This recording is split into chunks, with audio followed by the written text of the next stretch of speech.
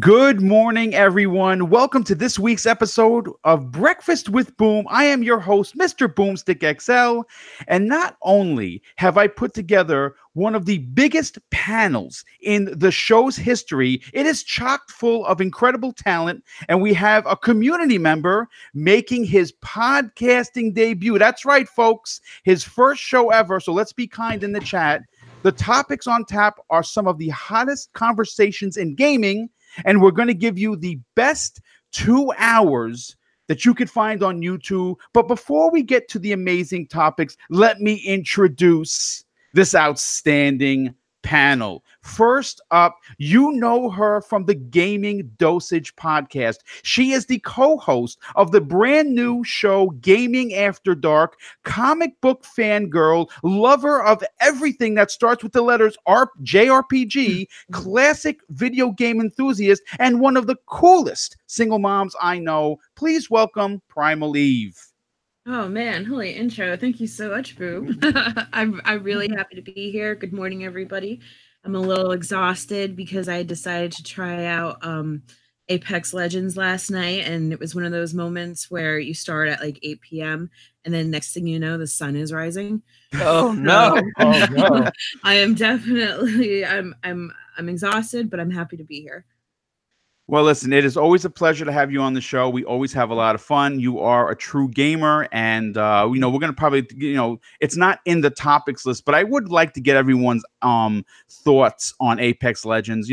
I happen to be not a guy who likes BR games, but I'm actually really enjoying this, and that in itself is saying something. Mm-hmm. But let's move on to the next guest. We have one of the loudest gamers on YouTube, and that's right, he even outdoes the mooch. A person who has been on the mission and may not ever find the answer and will always be putting and attempting to put the common back in sense. His mental fighting skills are only outdone by his wicked sense of humor. He's a part-time stand-up comic, and the fire that he brings each and every week to the saltiest gaming podcast. And that fire is like a barn fire that warms people in a cold winter's night. Please welcome Titan Drago. Yeah, it's either like a fire or it blows out my transformer at the corner of the street as I lose power in the middle of the podcast. But some people accused you of taking the L last night, sir. Oh, so people have their own opinions, and I'm fine with that. I don't even care about taking an L every now and then. That's fine with me, because the big thing for me is we all had an amazing time, and that's what it's about for me. From gaming, if we have a good time playing games, that's what I'm all about. And I saw you tweeted I was the second man loudest to Mooch, and now you say I'm louder than Mooch. So I was gonna say, I'm a very competitive person, Boom. I gotta step my game up around here. Yes, you do. Well, listen, anytime you want to scream, by all means, it's early enough. People should be up. It's after 10. So too bad for them. Someone's gonna be drinking hot coffee. I'm gonna scream. They're gonna be like, "Oh shit!" And burn themselves. Suddenly, listen, hear from the podcast. No. Oh, I don't know, but we're gonna find out certainly very soon. Next up, we have a gamer not afraid to tell you you're wrong and laugh about it. Someone with a very strong opinion on the current state of the industry. GameStop inside man with the information that you need to know, of course, for a price. The cog that keeps the Basement Radio Arcade podcast rolling each and every week. Panel member of the Scumcast and a big fan and associate of the hashtag Spectres. Please welcome Gaming Forte. Oh man. Okay, so 2 weeks ago when Braff was on your show, you did an amazing job. You just knocked it out of the park this time, bro. I feel like I'm riding an asteroid through outer space right now. It's freaking cool. But no, man, really appreciate the invite once again. Really loving that topic list, and definitely just looking to see what everybody got to say about all the stuff. Well, listen, it's a pleasure to have you. Like I said, I really appreciate your gaming opinion. The one thing I've noticed from watching and listening as well on BRAP is that, even though your opinion may not be the popular one, you give it. And that should be commended because, you know, in this industry, we've seen, especially in social media, as well as, you know, the mainstream media, they go where the trends are. And a lot of the times, you know, their stories and their opinions can be misleading to the public. So I definitely appreciate that. Someone who it just came in, which I'm glad because his intro was next. Okay. Now, next up, he is the co-host of some new podcast I've never heard of called the Xbox Factor Podcast, creator of the amazing Dragon X podcast, a gamer who brings news, logic, and no-nonsense opinions to the gaming space, supporter of everything Xbox, proud father and family man, die-hard Minnesota Viking fan, and someone who I consider a brother. Please welcome the Welsh Gamer. Woo! Man, man, that was an intro. Christ, how do we even follow that? Should we just end the show there or what? Honestly, I reckon. Oh, mate, that was fantastic. No, apologies for being late, Boom. That's probably the one thing you forgot in that lovely intro was, and he knows how to be late. No, well, you're here, and that's all that matters, sir. Oh, fantastic. No, it's always the bloody same. I'm like, I said to the missus, I was like, right, 3 o'clock, I got to start at this time. Boom's going to leave. Yeah, no worries. I'm just going to nip out because my nan wants me to take her to the shop, get a few groceries, all that. So I was like, yep, love, you do what you want. Just be back by 3. Yeah, no worries. Well, love you. See you later. Here we are, 8 minutes past 3. 8 minutes past 3, and I'm only just on the laptop. God. Anyway, looking forward to this show. Hey, well, feel free to throw the Minnesota Vikings thing in my intro too, because that's one thing me and Welsh got in common. Nice. Okay, yeah, well, I will put that into the mental notes locker, and I will come back to that because you'll be on the show once again, Titan.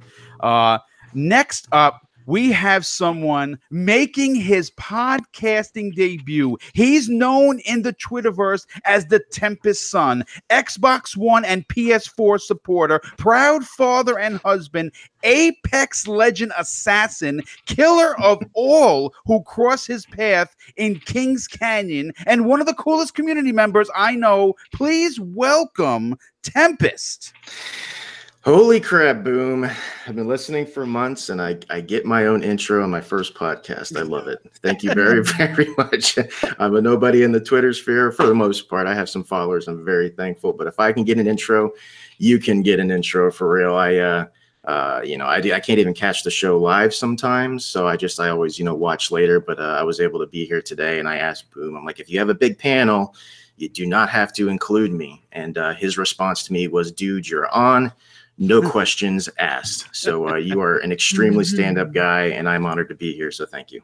Well, I appreciate it. Again, I really enjoy showcasing new talent and how I got my start. Again, I'll tell the story, and you might have heard it 1,000 times. I'm always going to be indebted to Mooch simply because he gave me the stage with not knowing who I was. I reached out to him the same way you did to me and said, hey, I have a bucket list, and being on a podcast is one of them. I'm a big fan of Crossfire. Do you invite fans on? He's like, sure. When do you want to be on? We worked it out.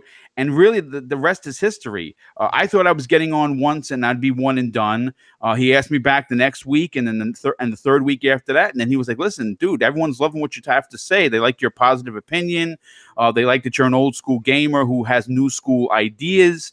Do you want to be a regular panel member? And then I got the taste for it. And that's how Breakfast with Boom and the rest of the shows were started. But it's great to have you. Thank you again for reaching out to me, and I'm glad I could help you. But now I'm ready for you.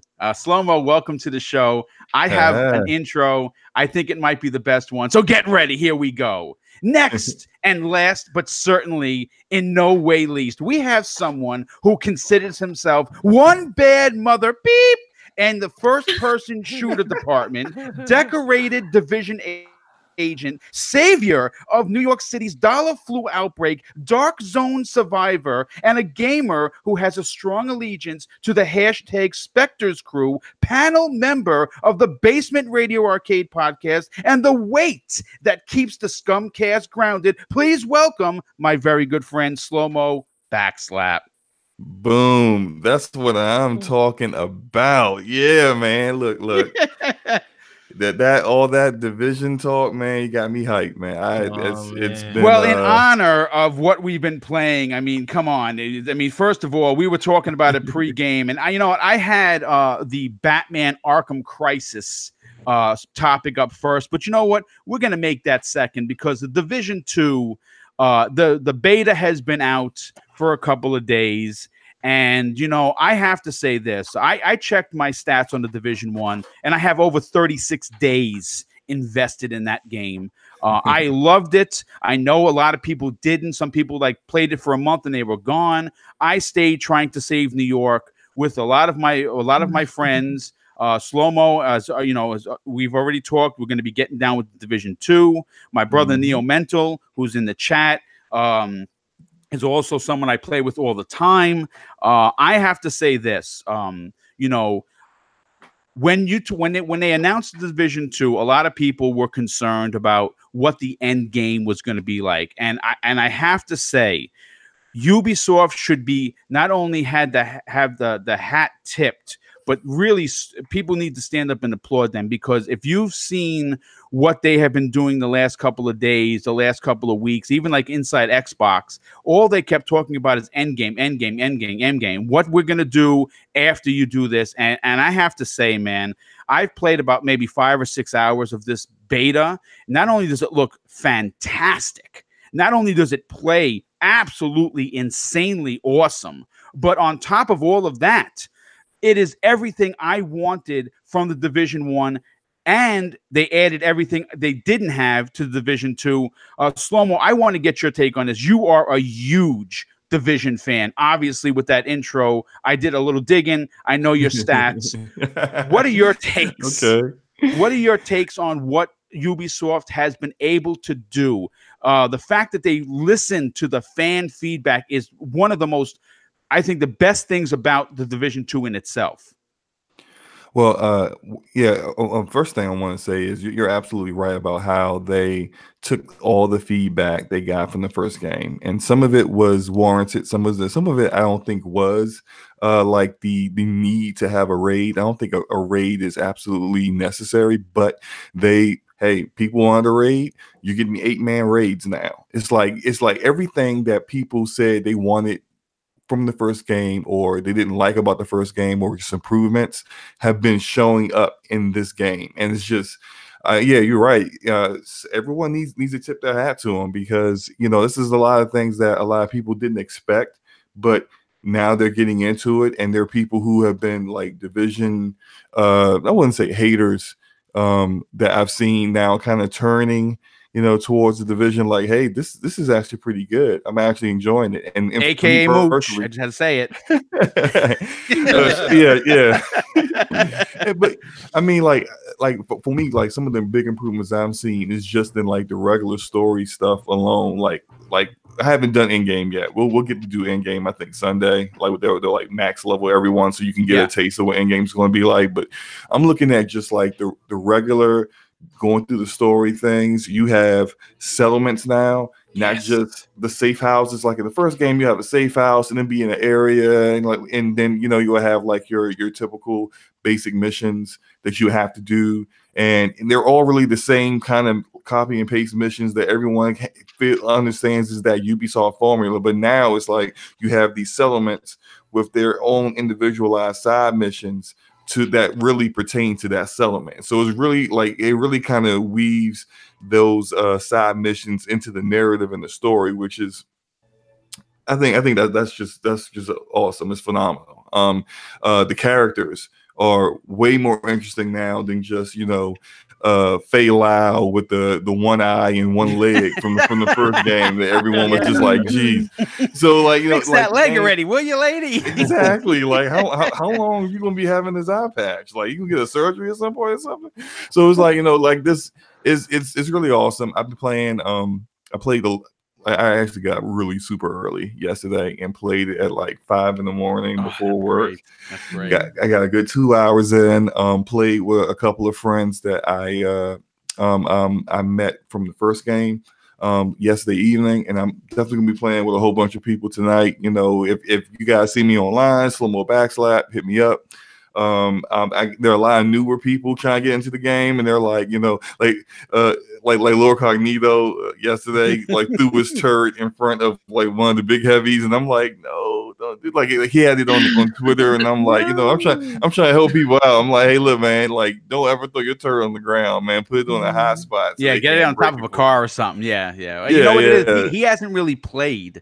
And he actually, I was in a party chat with him yesterday, and we were talking. He's like, "Boom, you and your brother Neo Mento, you're gonna have to show me the ropes." I'm like, "No problem, man. You got the right pair."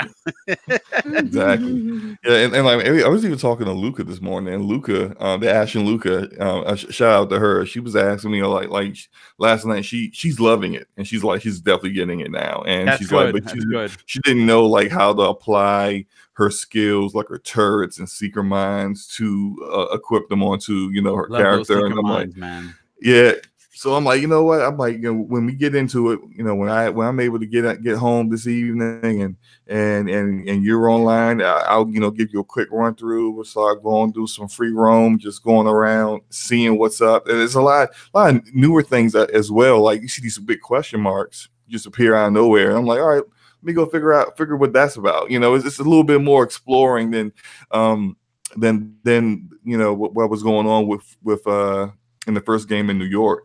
And me being from the DMV, it's really exciting for me because I'm noticing areas. Yes, so that's how it was. That's how it was for me in New York. When I went, especially when they were like downtown in Times Square, I'm like, oh my god, that little precinct. I actually worked OT in that.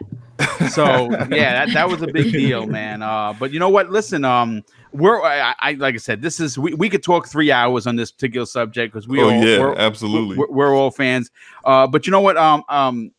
Primal, I want to get your opinion on this, but before I do, I have to do a ridiculously big shout out to Butcher Van with the the outstanding $25 super chat. Thank you so much, Van. He is one of the best community members out there. I know there was some, he was talking about leaving Twitter. I'm really glad he didn't. He is a positive community member. A lot of people, he's going to be making an announcement, but he is going to be on Breakfast with Boom next week. So I'm very excited. It's the first time he's going to be on the show. Rumple Foreskin with the $2 super chat. He says, great show. Thank you for that. And of course, Vogelskrieg with the absolutely outstanding $5 super chat. And he says, Lord Cognito has some competition in the intro department with Boom's intros.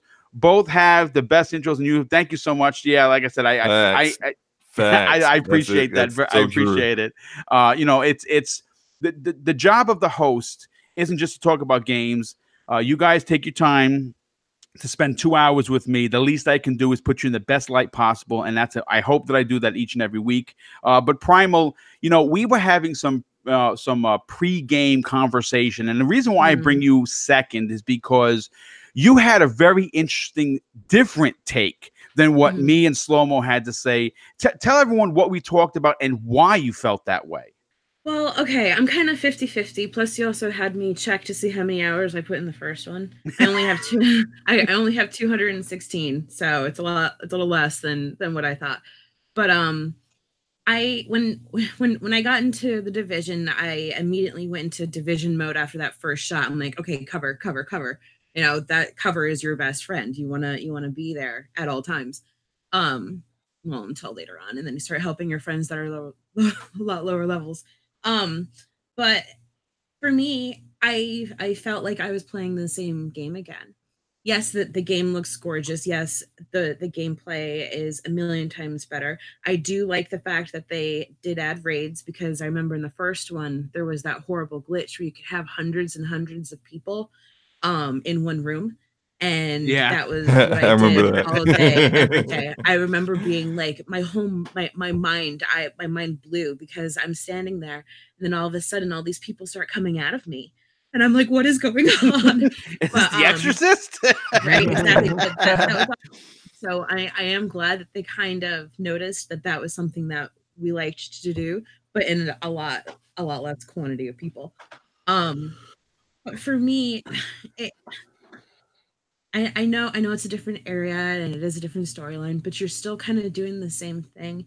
And I don't know if it's because I'm burnt out from playing the first division or not. Yes, I love the side missions. I love collecting like, my 800 different scarves. I'm really excited to get scarves. Like one person in the street that's looking for canned meat. So if you give it to him, he'll give you a scarf. Like I absolutely love that. I look for those people. But it's just I don't know if I have to play further in to the beta, because I think I only put in a couple hours last night because Apex took over. But I don't if you love the division and you loved how it played through and the storyline, you're gonna absolutely love this because it is almost the same thing. Whether that be a good thing or a bad thing is up to you. Exactly. But here's the thing. Will I be playing it? Yes, because all my friends are going to be playing it, and it's a great co-op game to play with your friends. It's something different. It actually has a storyline instead of just kind of running and gunning and doing whatever. And I absolutely love that. I love games with really good storylines. So even though, yes, it feels like I've already played it again and again, it's something that I could see myself playing at least until the campaign's done in a couple of raids. Yeah, I mean, listen, I got news for you. I played. I was very fortunate enough to be a part of the Anthem Alpha. Got to put about 10 hours into that. Played the VIP. It had its issues. Then played the demo the next weekend. And I have to say this. I'm looking forward to Anthem, but after playing the Division 2's beta that played like the game. I thought it was way more polished than Anthem. I would rather go Division than Anthem. Yeah, I'm getting both. I don't think that's a big surprise, folks. But with that said, Boom buys everything. I'm going to. I'm glad that I have EA access. I'll be able to play Anthem 5 days earlier. I'm glad that this comes out a month later. I'll be able to really get my teeth into Anthem. But when Division comes out, I'm sorry, it's going to be, it's going to be all hail the Division. Great stuff. Gaming Forte, I want to go to you next on this, dude. I don't know if you're as a big fan as we all are, but I think that what they have been able to do with this game is amazing. And I think they with this beta, again, it's the beta, folks, they've answered a lot of questions. What are your takes on it so far? Man, I am a huge Division fan. Nice. I didn't play it on Xbox. I played it on PC. That's why nobody can really see the stuff. But I have over 1,100 hours on Division 1. And nice. The things I loved about that game are just all the quality of life changes they made to the game are things that are very, very welcome to it. I really enjoy. I haven't got too much into the beta. I just literally played probably like an hour of it last night after I got it download because Apex Legends has been taking over my life pretty much. But and that's just a whole nother story right there. But this game is everything that I wanted to be. But the one thing I will agree with Primal on is I won't say that it's the complete same game. It feels the same because it is a different area, but you do a lot of the same stuff. I just don't. I'm still up in arms about which one is going to be the game that I'm going to run concurrent to Destiny, because I'm going to always still play that game because I'm super invested in it. It's 5 years in. I'm never going to drop that game at this point now. It's just about Anthem or Division. And with Apex coming in there, throwing a monkey wrench in there because I wasn't expecting that game to be as what it is. Now I'm thinking like, man, I need something that's going to change up my gameplay. And Division and Anthem is really, it's like pulling heartstrings because I love both of them equally. I just want, the one thing I really love that they're doing over at Massive is they're really taking player feedback seriously. They're really communicating on a personal level with the gamer and letting them know like, hey, we're listening to everything you want. The in-game conversations they've been talking about in this game are mind-blowing. Yeah, It's the mind bananas. blowing. Yeah, And that's what's making this such a hard decision for me, because I know Anthem has a really good end game. They're talking about their end game. They put a video out talking about nothing but end game. But when I look at Division, I'm looking at what they're saying for end game, and it's like dwarfs everything that even Anthem has coming out for it. Yep. And it's Slow-Mo. Me and Slow-Mo talked about this. It's like, I'm more invested because I want to play Anthem. I like that type of game more. It fits the type of play style that I like to play. But when I hear what Division has in store, it kind of makes me want to go in that direction, because we all know what a looter shooter, or any type of where loot is the end game goal. The end game is where it starts. When people, when you get to level 30 in Division 1, that wasn't the end of the game. That was the beginning of the game for you. And that's the one thing that people don't realize about this game. So hearing all of these things that they're talking about really makes me want to just say, hey, once March 15 comes around, I'm gonna be in there playing Division. It helps that I got Slow-Mo on my back. I said, bro, I'm gonna be running with you. I'm gonna ditch my PC character and come over to Xbox and play it with you. And I definitely am looking forward to what. Come home. Man. I gotta come home.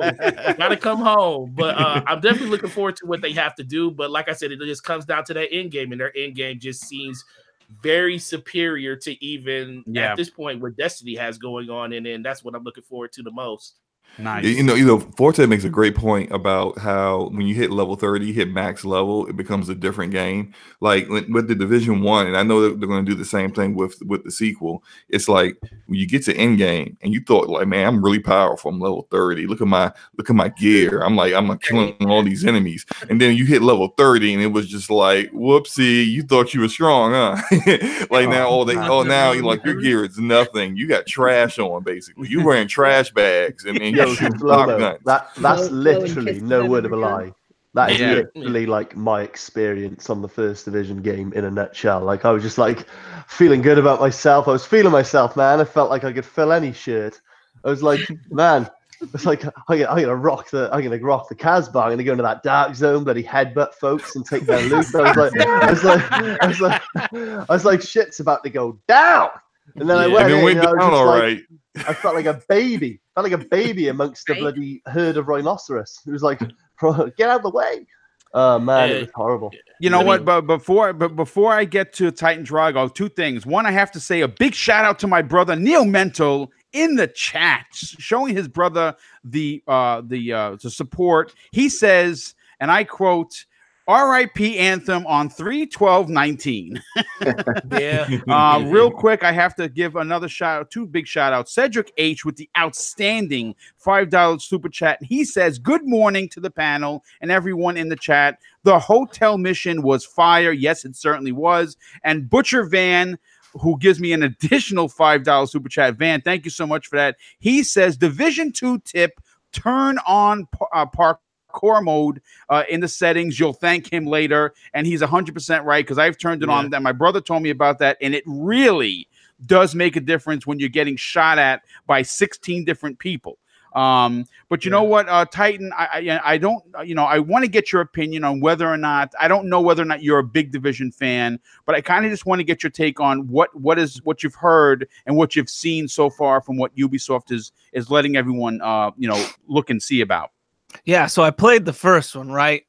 And so the second one is going to be a hard pass, okay? And I mean a hard pass for me, and I'm sticking to my guns, because the key word I keep hearing everyone talk about is endgame. Endgame this, endgame that. It's got a great endgame. Okay, well, that doesn't do it for me, because I didn't even make it to the first game's endgame. Okay? So I just don't see enough difference from the first game to this game to tell me I'm going to make it to this game's endgame. I'm saying the word game too much, I feel like. But it's, and then the other thing was the 3 dark zones, right? So I'm student teaching right now, and for those that don't know what that means, like I'm in the final phase before I actually become a teacher, right? Nice. Like I'm in the classroom, I'm doing lessons and stuff. And I don't know if you guys remember when you guys were elementary students, but like for me, it was like, the teacher taught a lesson and you did worksheets and you move on to the next thing. Well, it's not like that anymore at all. There's this thing called differentiating instruction. It's the most difficult thing to do. And basically what it is you got to hit, the lowest kid in the class and challenge them, but you also have to challenge the highest kid in the class. So I feel like that's what they're doing with this. Like they're doing it in gaming now. They're adding 3, instead of 1 dark zone, you got 3 dark zone. You got your scrub dark zone. You got your pro dark zone. You got 1 in the middle. Same damn thing. Well, I mean, look, let me just say this. Again, not every game is for every gamer.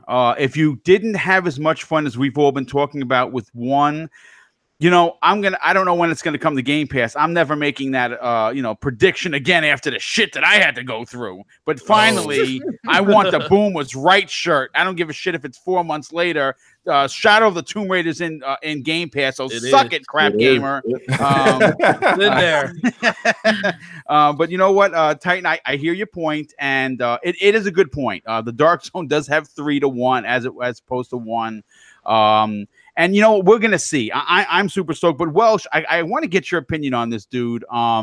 You played. You obviously got to level 30. You thought your gear was good until, of course, the level 34 came around the corner and just wiped the floor with you.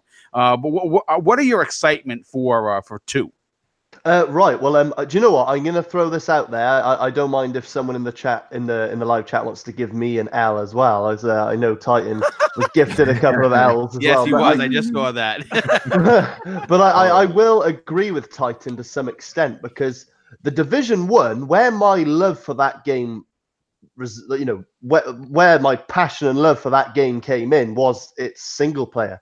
I know a lot of people might be like, "Oh, really? Like not the Dark Zone," but I thoroughly enjoyed my playthrough of the single player, and that's the main reason why I want to play Division 2. To be honest, I've been what I've read, not talking about Dark Zone and the end game and all that stuff, is that the story is going to have a much stronger narrative, beginning, middle, and end. It's going to have more, and then I think it might be you, Gaming Forte.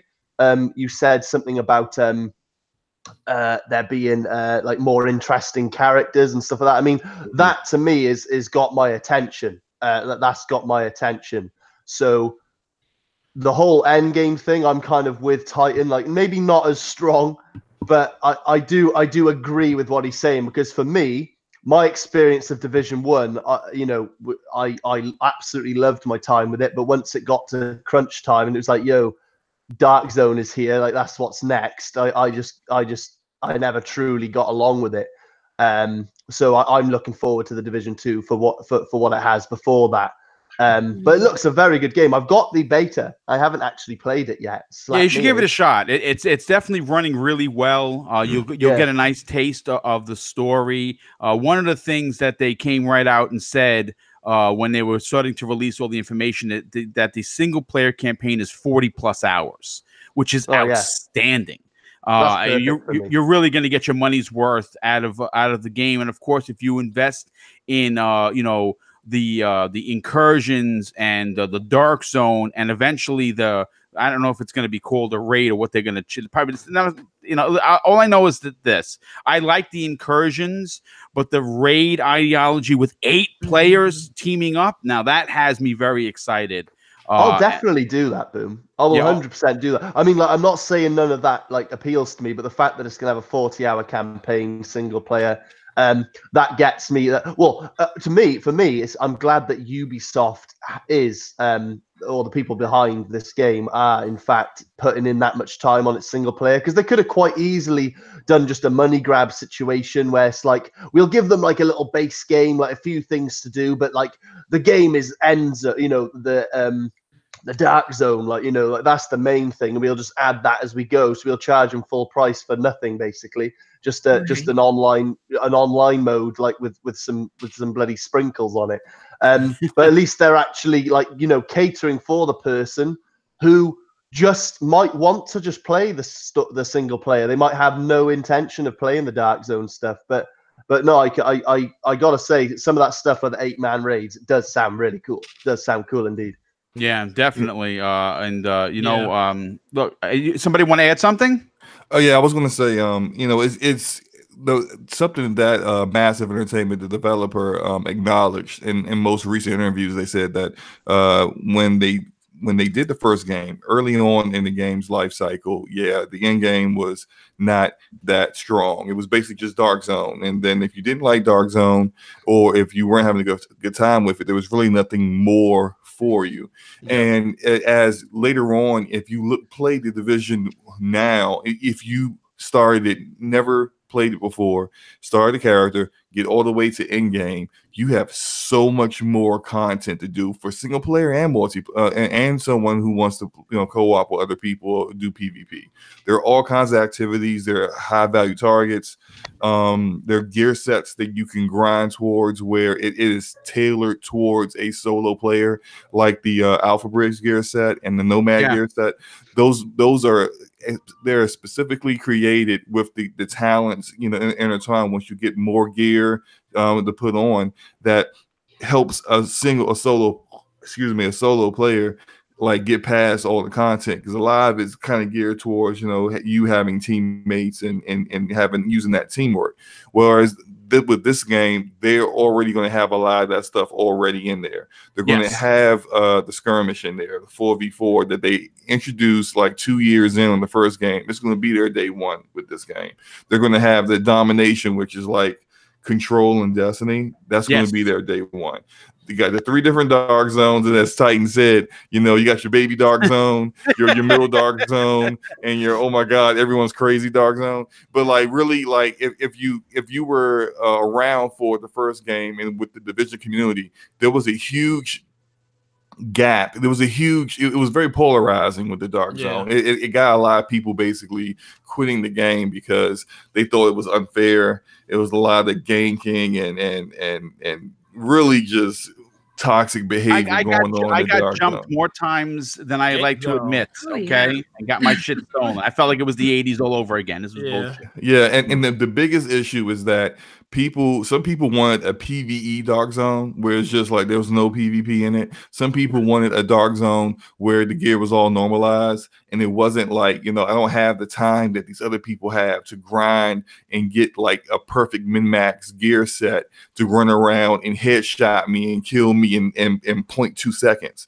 So now what they did was they said, all right, we're gonna have we'll have a normalized dark zone where your gear can be raised up to a certain level or lowered down to a certain level so that everyone's even. And then there'll be that one dark zone, what they call the occupied dark zone, where it's basically hell on earth. Free for all, basically. It's free for all. Yeah. They said it's going to be even crazier than Dark Zone in the first game, which I personally can't imagine. But I'm all for it. I'm all for all the activities. Yeah. We're gonna see. I know Forte. I know pretty much everybody on the panel is looking forward to see what they're gonna do. I could see us definitely staying up very, very late on many nights. Like I said, folks, I hate to say this, I'm retired, so we can stay up but most people are not. So you guys are gonna have to be like, listen, it's 2 a.m. Boom. I'm sorry, I can't be like this. I need to get some sleep. But real quick, before I get to Tempest's final opinion on this, big shout out to Caboose V42 with the outstanding $10 super chat. And I just want to read what he says. He says, Ubisoft is doing better now with not having a deal with Vivendi. And I think you're correct in that. That is a big deal. And Justin Russell with the outstanding $5 super chat. Thank you so much.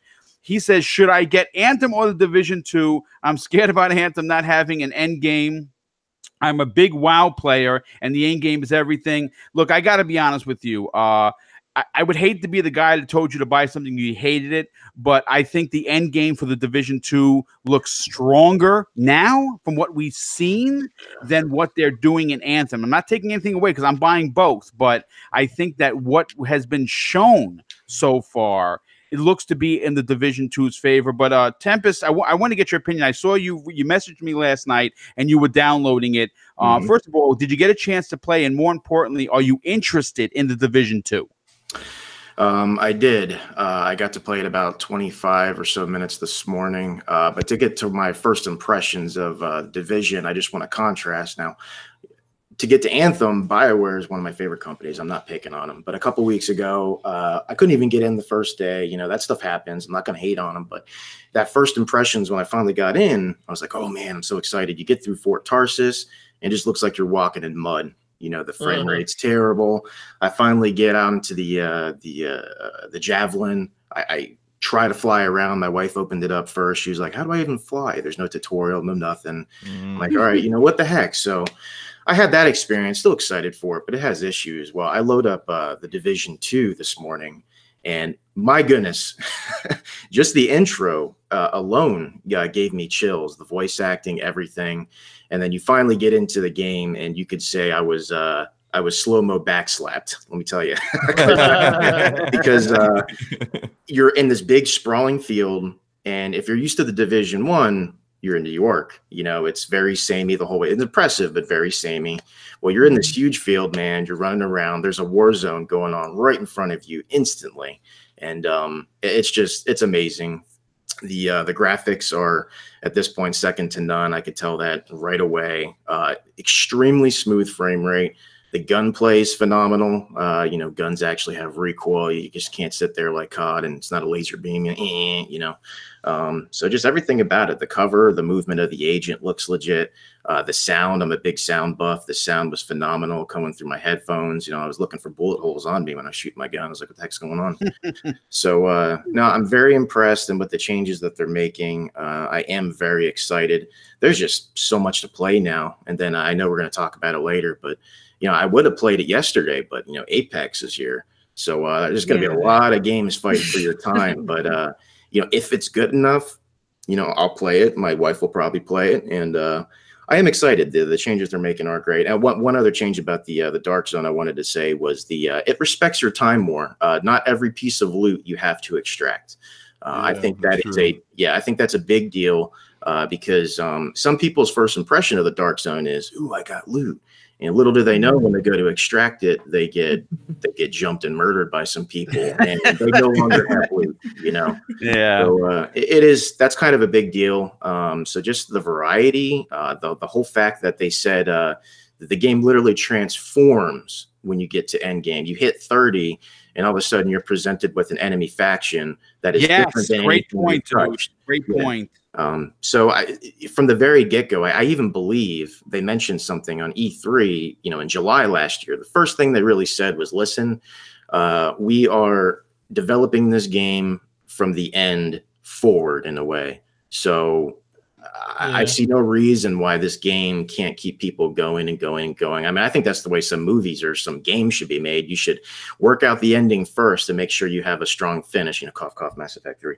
But, you know, so that's what they're doing with this game, and I have to applaud them. And like I said, that initial opening of the beta, you know, I was excited. I liked the Division 1, but now I am extremely excited for the Division 2. So that's my take.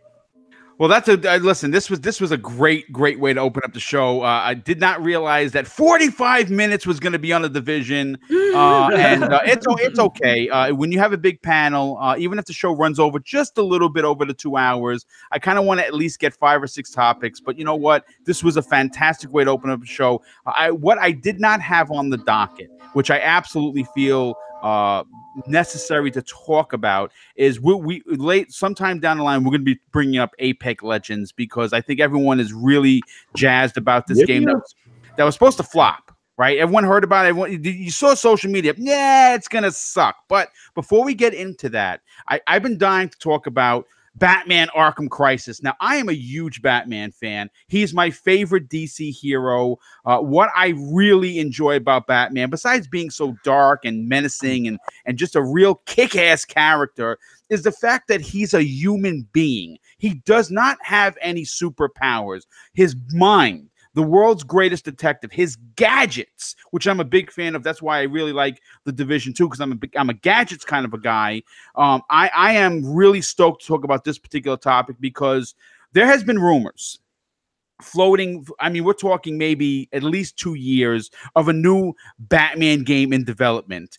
First, we heard it was Rocksteady. Then Rocksteady came out and said, no, we're not doing it. Now we're hearing it's WB Montreal. We've actually seen the developer. Someone posted them at the office wearing a Court of Owls t-shirt. I'm getting goosebumps talking about this. If you don't know who the Court of Owls are, I'm going to tell you this. You're probably dead, because they're one of the best new villains in the rogue gallery for the Batman franchise. I am currently reading through the first encounter where it involves the entire Bat family. That's thanks to my brother Neo Mento, who is probably going to say something nasty in the chat, because he's been telling me about this for years. I'm finally reading it. And when I heard that the possibility of the Court of Owls being the guys for this new Arkham game, man, I was sold immediately. Now, this story I pulled from GameRant.com, and a source claiming to be an unnamed internal tester who broke the NDA says a new Batman Arkham prequel game, potentially named Batman Arkham Crisis, is currently in development and planned for a full release of 2019. Now, according to the rumor, this new Batman game is tentatively planned for an announcement in March. So I mean, we're close. We're really close to this. I hope that this comes true, and that the actual launch of the game is supposed to be in October of 2019, which is right around the big shopping games coming out from everywhere. The source of the rumor is highly unreliable, so we have to take this with a grain of salt. But I'm going to say this. There is a lot of information here. It's too specific to turn around and say, yeah, the guy is just shooting from the hip. The rumor states that Batman Arkham Crisis, codenamed Nightfall Redacted, focuses on the mysterious Court of Owls as its antagonists. The Court of Owls, obviously, they're a super secret group of rich and powerful people that run Gotham.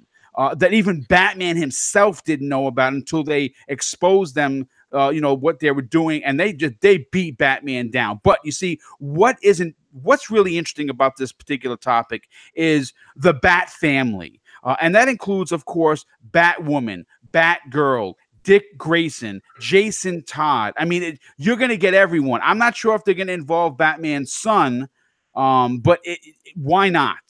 And what one of the rumors that I again found extremely interesting is this game is going to have co-op in some parts, very similar to what Splinter Cell had. Remember, if you remember some of the Splinter Cell games in their single-player campaigns, they had parts where you could play co-op.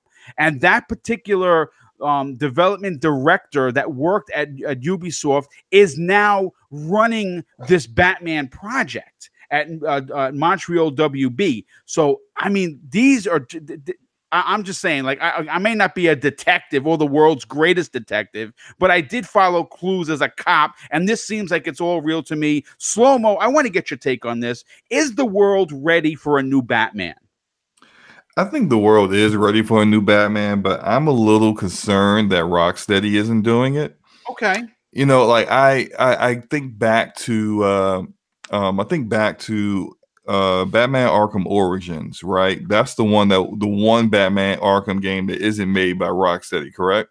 Yes, that is correct. That's the only one. And that's the weakest one, and it had all kinds of issues. And I remember reading reviews and seeing how, like, people were saying, like, you're trying to traverse over buildings and you hit invisible walls, and it's just like, what's happening here? Was the game just not ready when they came out with it? It just seemed like a little bit of a cash grab for WB, and I really. Like you said, Mo, one, the source is a little shaky, so maybe there's nothing really there to it. But if it's at this point with me, if it's going to be a Batman game, I really only trust Rocksteady to do it. So if it's not Rocksteady, I'm like, maybe this is someone else that can actually, handle it, maybe. But I'm a little skeptical. Okay, I mean, listen, I understand what you're saying. I happen to really, really like Arkham Origins. Maybe because I'm just a huge Batman fan. I loved everything about it. I think that, the game has been in development for what we understand for a long time. I think they're going to make sure that they're not going to have the same complaints. as the first one, but we will definitely see. Primal Eve, you are, as we know, our resident comic book nerd, very similar to me. What are your takes on the world, more specifically, the gaming world getting a new Batman game? I think it's time. It's also a completely different time frame for Batman. Yes. What really gets me is the story. You know, Batman's only human. He wasn't able to do a lot of the things that he's done without other people. So having Dick Grayson and Jason Todd as playable characters definitely is getting me interested. I also love the fact that they are doing the Court of Owls, because as much as I loved the Joker, and I think that him and Batman have probably the best love story of all time. It's twisted, but they truly do have a love story. I'm glad that it's pulling away from that so that we can see a different angle besides just him and Joker, because we have seen a little bit too much of that, even with the Telltale game. I agree. Joker. Absolutely. It's time for someone new. Yeah, and Batman has so much. There's so much, even just in the DC universe, that we haven't seen. The co-op aspect also goes into the whole fact that Batman wasn't alone to accomplish these things. He was weak too. He still needed other people. He's not Superman. I'm sorry. I didn't want to say it, but say it. No, I know it's not Rocksteady. I know that they did such a beautiful job with Batman. They made it into their baby, but I am excited to see what somebody else can do. But like I said before, I'm mostly excited just for the story. I think it's time for us to see a different side of Batman. I agree. I think that's a great point. I'd like to see a different take. Again, this is if it's real.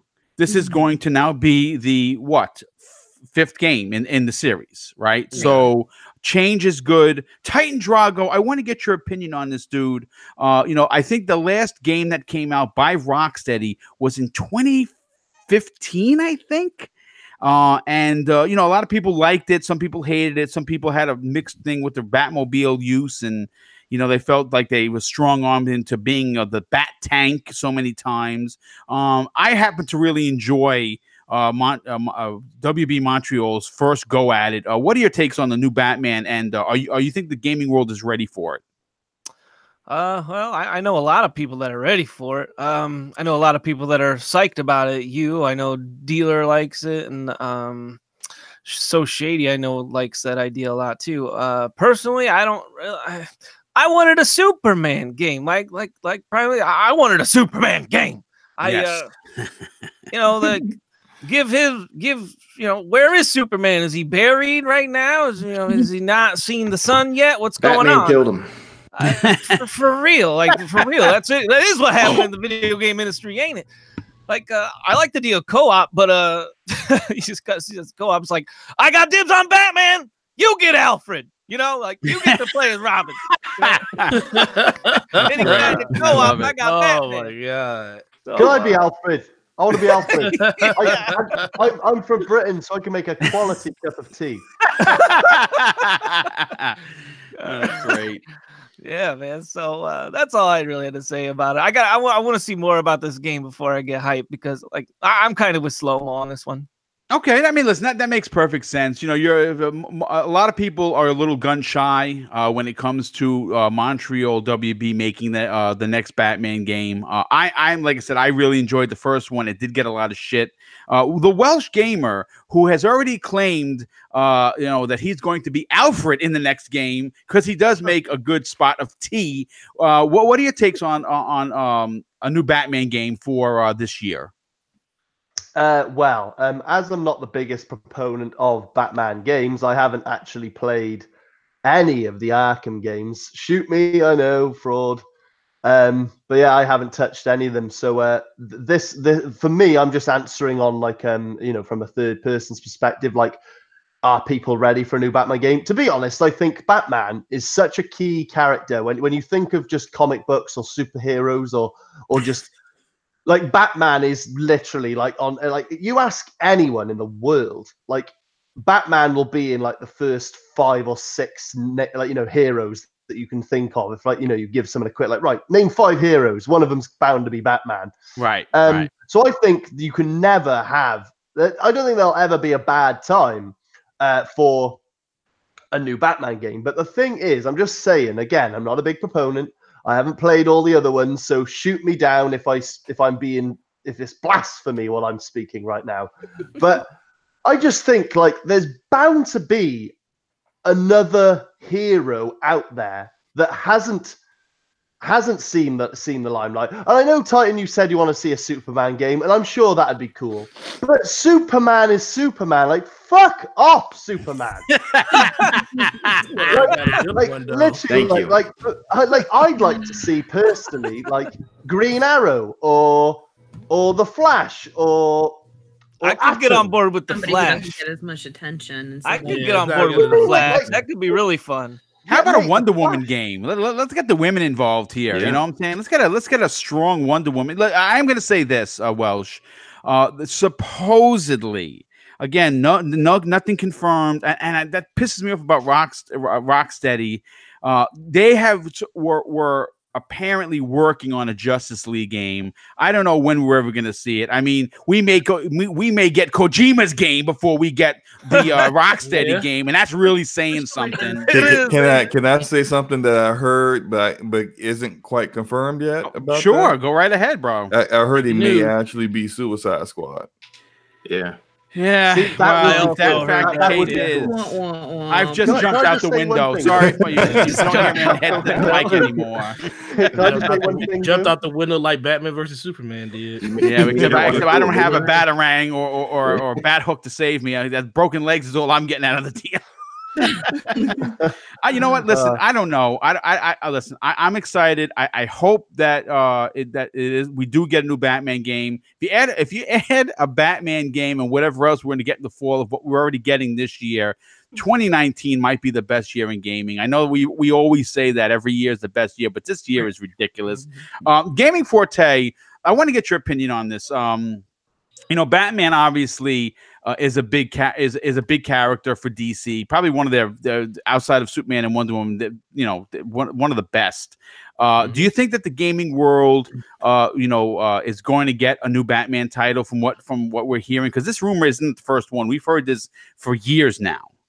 Yeah. So take a different spin on this. So my love of Batman, especially when it comes to the games, really tied to the success and how I feel about the movies at the times that they come out. And the last time I cared about Batman really was Arkham Knight. That movie was freaking amazing to me, and that's the last time I really cared about Batman. Right. So the last times that they put that on screen, it just like been so disinterested in anything Batman. I've been like, okay, well, hope something comes better of this. Now that we got Ben Affleck out of there, I got a better hope. So I'm thinking, so I feel a lot better about the state of Batman, and it actually put Batman back on the radar for me. So when I saw that this was something that could happen, I was like, man, it's been 5 years since Arkham Origins, and that game wasn't the greatest game, but I enjoyed the time I put into it. It was fun. It gave us a chance to see that someone could do a Batman game, probably not on the level of Rocksteady, but they were able to do it. So I don't have a problem with someone else making the game. It gives us a chance to see what other life people can breed into the actual franchise itself. I do like how they're not focusing on the Joker's storylines anymore, because it's so many times you can go to the well on that one. There's so many different parts of Gotham that they can actually experience. Having instead of having the Batmobile be the transportation, you have the Batwing, which means that this world must be huge. Yeah. If you're going to be flying everywhere, it's got to be huge. So the premise seems really cool. It just seems like, man, I don't want to say pie in the sky, because a lot of the stuff that's in that article just sounds like it's too good to be true. But yeah. I do like the direction that this is actually going in. It just seems like when I was reading your show notes for it, I was like, this just sounds like a pipe dream. Like a fan literally sat down and says, what do I want the next Batman game to be? And that's what this read as. And But if it does happen, I'll be really excited for it. I think that this is a much needed direction that Batman needs to go into, and a lot of games have shown the formula, like Spider-Man, the Batman combat system. A lot of people do that combat, but there's only one game that does it well, the right way, all the time. And Spider-Man was amazing, and I think it did it the best. You know, it reimagined that combat system a lot better. But I think Batman getting back into that field will be the best thing I can do in 2019 for like any type of action adventure game. So I hope it does come. Yeah, me too. And last but certainly not least, Tempest, I want to get your opinion on this, my friend.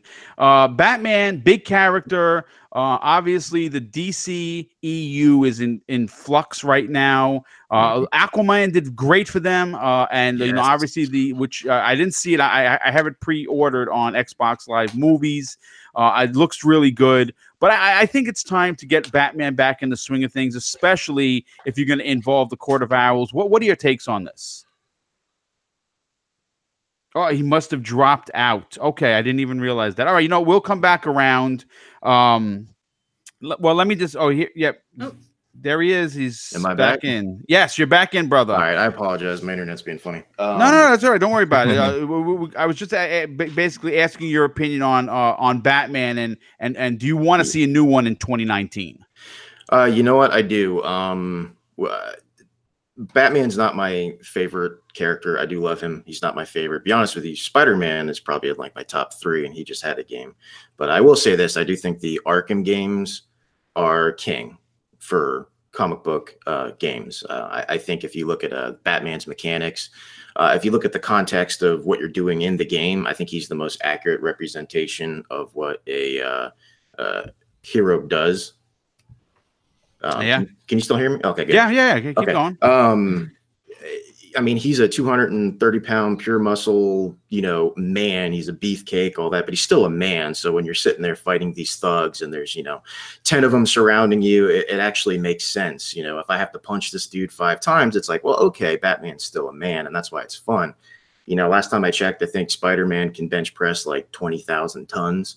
Yet he has to sit there and combo some thug in a hoodie like 20 times before he gets taken out. So it just pulls me out of it, Yeah. So I do really love the Arkham games, and I don't know much about the Court of Owls storyline, but I remember hearing Zulker from the RDX podcast. Yes, Zulker's a big fan of it. Yep. Yeah, he was talking about it, and I wanted to get on Amazon and buy a graphic novel of it. It sounds amazing. So, and the fact we haven't heard from was it Montreal? WB Montreal. We have not heard from them in a while. Yeah, we haven't heard from a while, and you could take that one of 2 ways: games in development hell, or they're just crafting a really fine game, and WB is letting them take their time. So however you want to look at it, those I guess are the 2 options. I'm hoping it's just a really good game, and the co-op aspect would be great. Playing as the other additional Batman sidekicks would be phenomenal. So, I'm excited. I think there's a place for it. It's been a while, and I don't think Arkham Knight is really anybody's favorite. It might be a lot of people's favorite, but, the Batmobile stink and stuff. Yeah. So people think about it a lot. So, I mean, if they come back swinging, I think it's time for one. Oh, and I do agree with Welsh. Superman can piss off back to Krypton. But Krypton's blown up. He can't. My bad. Oh shoot. Yeah. Well, that's a great way to close out this topic. 2 things real quick. One, which I totally forgot and didn't realize, we do have a star in the chat known as UK Batteris.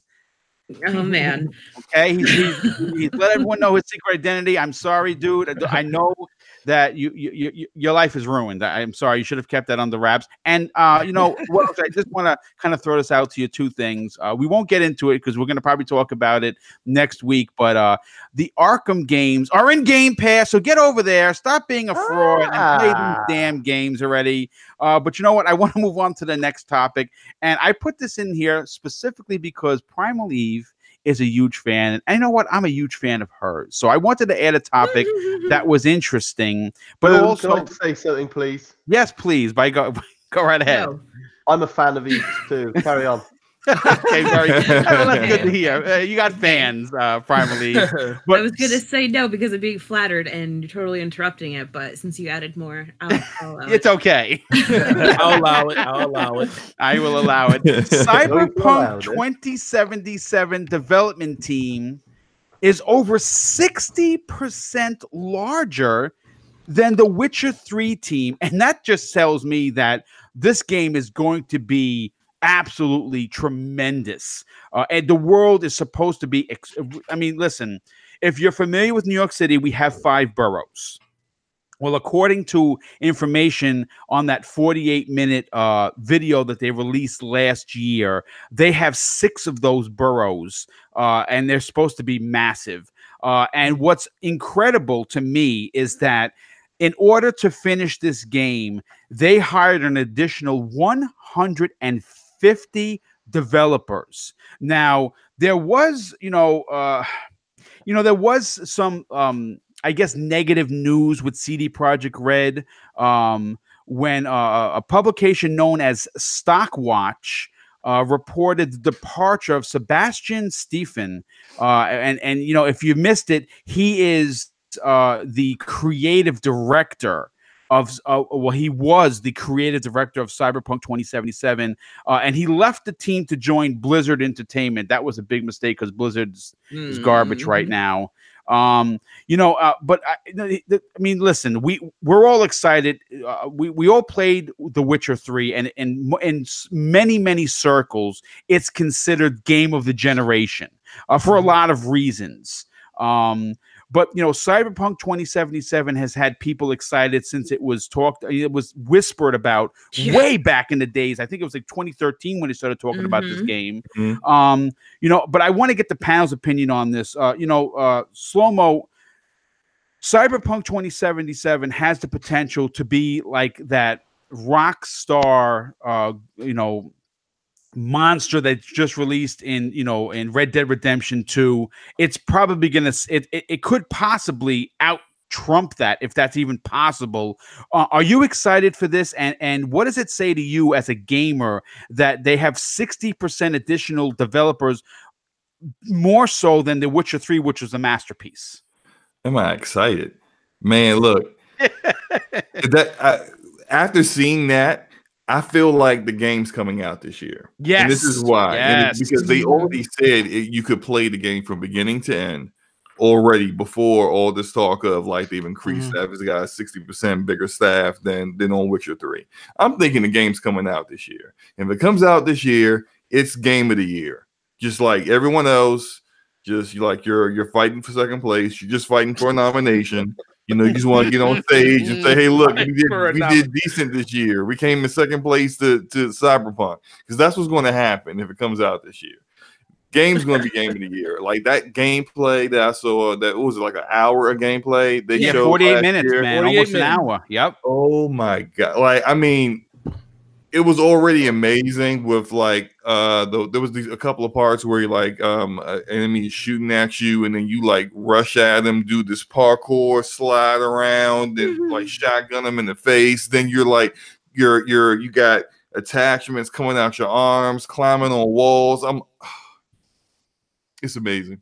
You're right. I think. Well, listen. From what we've seen, and you got to remember that was like a demo. That was like a I don't want to say pre-alpha because it looked too good to be that. But if I put it this way, as a fan of what I saw, if that's what I get, I'll take 2. But Primal Eve, I want to get your opinion on this. I know that like this is your sweet spot.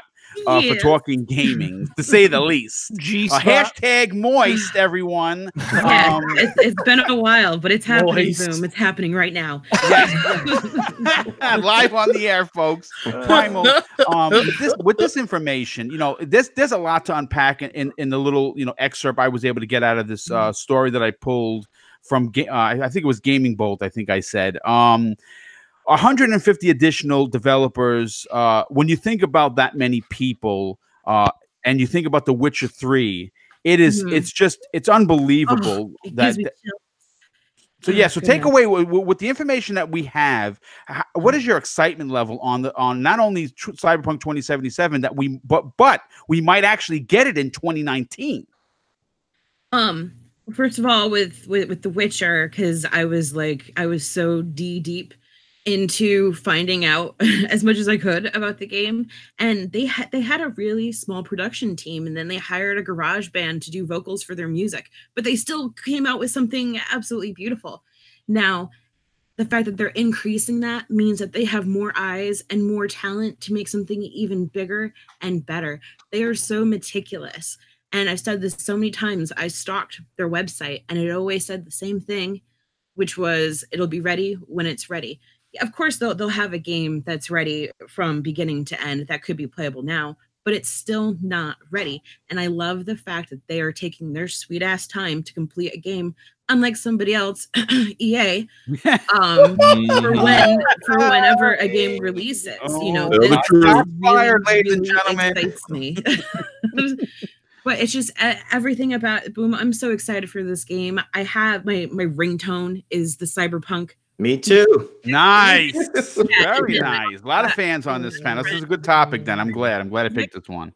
Oh, I know. I could I'm sorry if I'm taking up your time, but I'm not sorry because I really love this game. But the whole fact that I do think it's ready to come out in 2019, but I also think it could be a cross-gen type thing as well. Yes. That could help us transfer into the new Xbox. So that's really, really exciting. It's something that I will double dip into. I will buy it as many times as I need to. I just want to play this game. I've been waiting so damn long. The fact that it is first person versus third person, I don't care, because what CD Projekt Red is showing me is all of its versatility. I want to see a company do something more than rehash the same thing over and over and over again. Granted, I would love some more Witcher. That isn't the Gwent card game. I'm a little over Gwent now, guys. Yes, I agree. But yeah, I'm boom. All right. Well, I'm glad you enjoyed the topic because that's why I Boom's a married man. I love it. I was going to say every man in the chat is just keeled over at this point. We've heard double dip. I just want you to know I went from nearly 150 people watching live to 3. Thanks, Brian. I appreciate it. They'll be back in 5 minutes. Don't worry. Okay.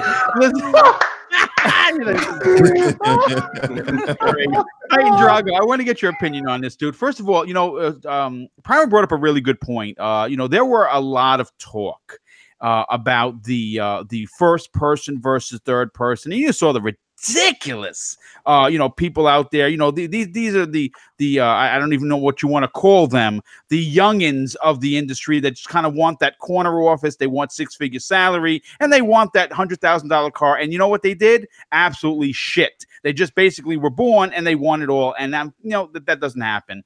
I'm okay with it being in first person. I'm really stoked to see what they're going to do. They're an extremely talented team. But in your opinion, as someone who's on many shows, you have your own YouTube channel, when you hear they've increased the size of the team by 60%, what does that tell you? Well, it means they're here to play ball, first of all. And I'm like, I don't mind they change it to first person. I mean, maybe they needed to increase their team by 60% because maybe it's a little different for them. But the bigger development team, the bigger expectations, blah, blah, blah, blah, blah, all that, all the common sense stuff, right? Game is playable from start to finish, so it's in its polishing stages. Like, I love CD Projekt Red. Like, easily one of the best teams out there in the history of games, right? Yes. Agree? Yep. But, like, what's going on? It's like a 60% bigger team. Where's the release date? Like, are they gonna stealth release this thing, or what's going on? Like, when they increased their team, did they forget about like Mailroom Johnny? The guy that tells everyone when the game's coming out. Like, Johnny, give him a release window. Maybe you couldn't hear him through all the added commotion of the bigger, like 60% bigger team or whatever. But that's a great point. I don't know. Look, I know I am going to say this, Titan. From what we hear, nothing has been confirmed from what I understand, but Microsoft has the marketing rights on this. That's a big get. I would not be remotely surprised if this is not like right on stage in everyone's face at E3 with the release. I agree. date. I absolutely agree. You know, Well, the release date. yeah. Well, we'll see if Mailroom Johnny wakes up from his nap. Well, they got to hire Mailroom Johnny. Maybe he was the one that was the last one on the line. They're like, sorry, guy, we got 150. You're for 151. You're out. I don't know, but we're definitely going to figure it out. The Welsh Gamer, I want to get your opinion on this, dude, because we've talked about, you know, about this game in the past. But I want your opinion on it. When you hear 150 additional developers, and you start when you think about what they've done in the past, with with The Witcher 3, with what they had, and they're adding all this talent to this game from what we've already seen. What are your opinions and your thought process about how incredible this game might actually be? Wow. Well, I mean, Did you just slurp up the drool? Has it been 5 minutes? Right. Okay. So just time. This show is getting flagged. It's getting demonetized immediately. I know it. No, on a serious note. Oh man. No, I mean, like, right. I'm one of the few people that honestly wasn't. Oh, here we go. Wasn't that impressed with that 48-minute gameplay video? Unfollow. Listen, right? The L's are flying left and right already. Well, do you need LASIK or something? Right?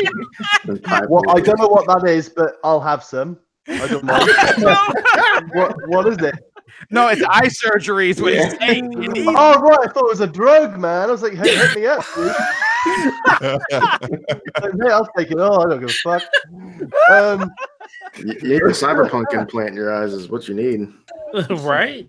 No, but basically, I love CG Projekt Red. Like, The Witcher 3 is still to this day, like, probably one of, if not my it's got to be one of my favorite games I've ever played. It's absolutely outstanding. That is the one and only reason that I am still keeping Cyberpunk 2077 on my radar, like quite close to the hip. And I do want to monitor this one all the way up until, I want to see more gameplay. I want to see some more information. And so I am interested, but I'm just being completely honest. Like, maybe it's just me on a personal level. It just didn't tickle my fancy or my balls, I don't know, but basically, like, that 40+ minute trailer, like, I don't know, I for about a week I was calling it Cryo Sleep 2077 because it was putting me to sleep. Like, honestly, no, the guy's voice was pretty monotone. You know what? The torches and the pitchforks are out. Welch, run for your life! Right. Well, I got a quick question. I got a quick question for you. Did you watch that the same day that you had the poo avalanche or whatever it was? That might have put you in a bad mood, and then you watch this and maybe something like that. Oh man! We're gonna have Welsh rewatch this video for 48 minutes, and if he stays up, that means he's changed his tune. It's okay. Well, listen, everyone's opinion matters, and if wasn't your bag, baby, then I completely understand. But you know what, Forte? Before I get your opinion, I have to say this. First of all, a big, unbelievable shout out to my girl, the Ashton Luca, with the $2 super chat. She is of someone I consider a very, very good friend. She's a darling. She really I love her because she's raw and she tells you like it is. She's saying, just showing my support. Supper for Boom Bro. Yes, I appreciate that. And one additional super chat that I have to say a big shout out to is the Scrub Nurse. Thank you so much. The amazing $5 super chat. And they say, I trust CD Projekt Red. Can't wait for it to come out. It would be a shock to me if they announced it this year at E3. So much hype. Moist, hashtag drool. But Gaming for today, I want to get your opinion on this. I don't know if you're the biggest Cyberpunk fan. It seems like almost everybody on the panel is. What are your takeaways from, getting an additional 150 devs?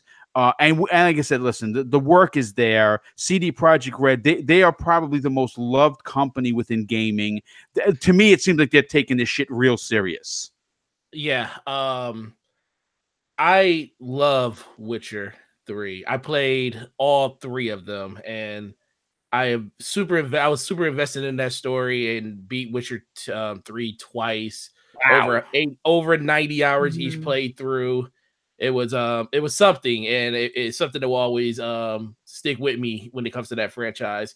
The moment they showed screenshots of this game 10 years ago, damn near it feels like at this point, I've been drooling for this. They pretty much had me when Microsoft when Microsoft allowed them to take over their E3 and close down their segment, and they showed that trailer at the very end of the conference. I was like mind blown. They gave away 250 codes in the very beginning of the video. Yes. The shout out to let people know that they appreciated their support in their games.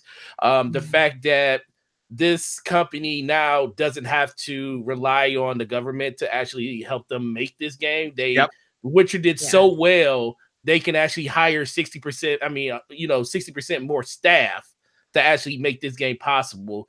The fact that almost 70 to 80% of the buildings that you see in Cyberpunk, you can go inside of and have multi-tiered levels to them, lets you know how massive this game is going to be.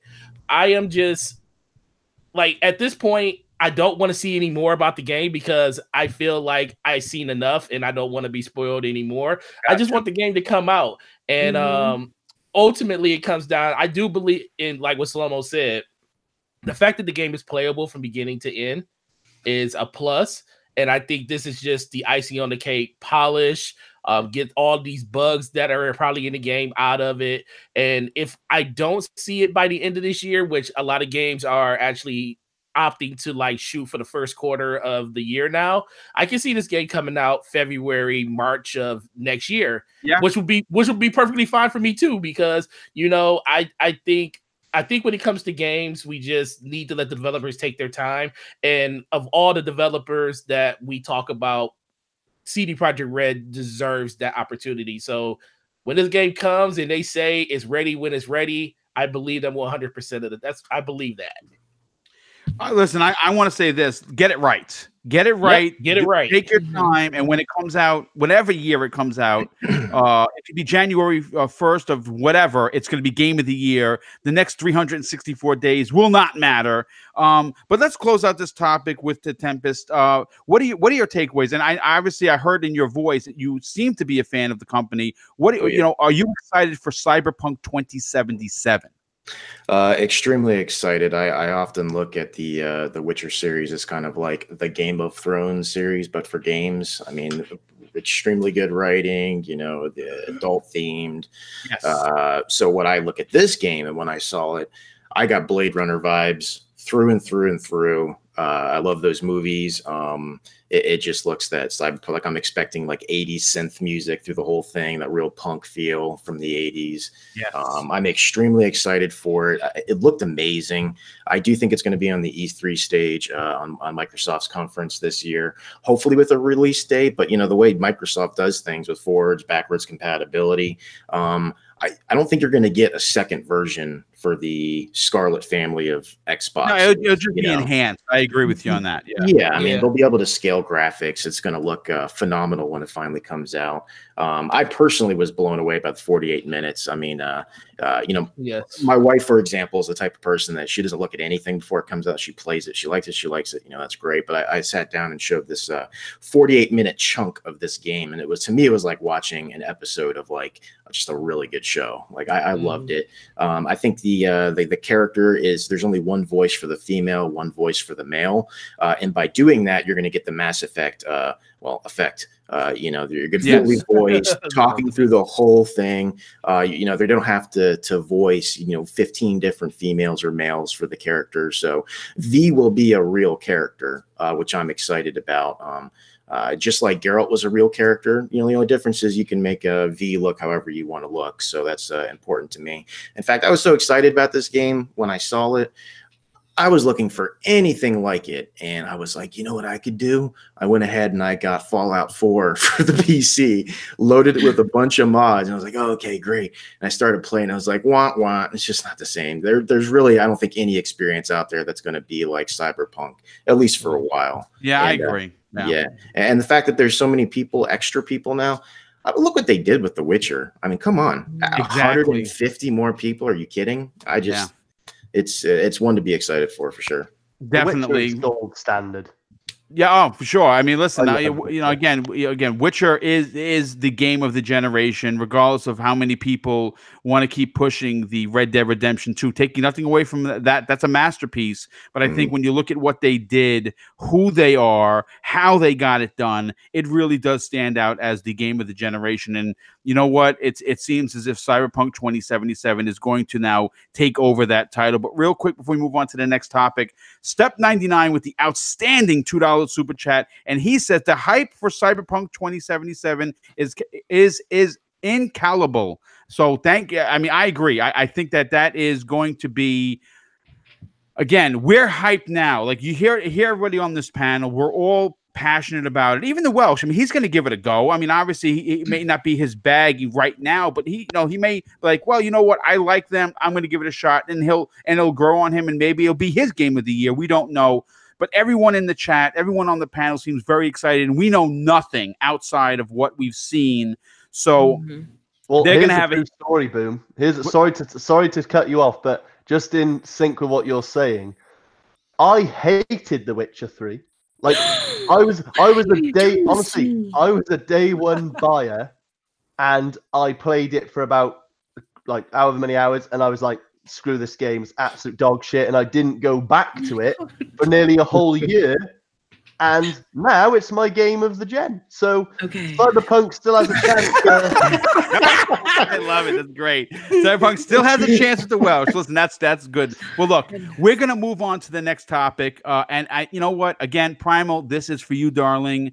EA just trademarked Jade Empire, one of the best OG Xbox RPGs of all time, and I couldn't actually believe I was reading this. This story I pulled from Windows Central, and according to them, it says that Jade, obviously, this is the excerpt from the thing, and we already know all this, but I'm going to read it anyway. Jade Empire, if you don't know, is one of the most celebrated Bioware games ever created. It's so popular that it keeps getting new versions, even to this day. For example, a few years ago, Jade Empire launched on iOS as a special edition. Last year, the backwards compatible version was upgraded to 4K resolution on the Xbox One X, and it looked better than ever. And recently, Windows Central reported that EA may be preventing BioWare from making another Star Wars game, or more specifically, a Knights of the Old Republic game.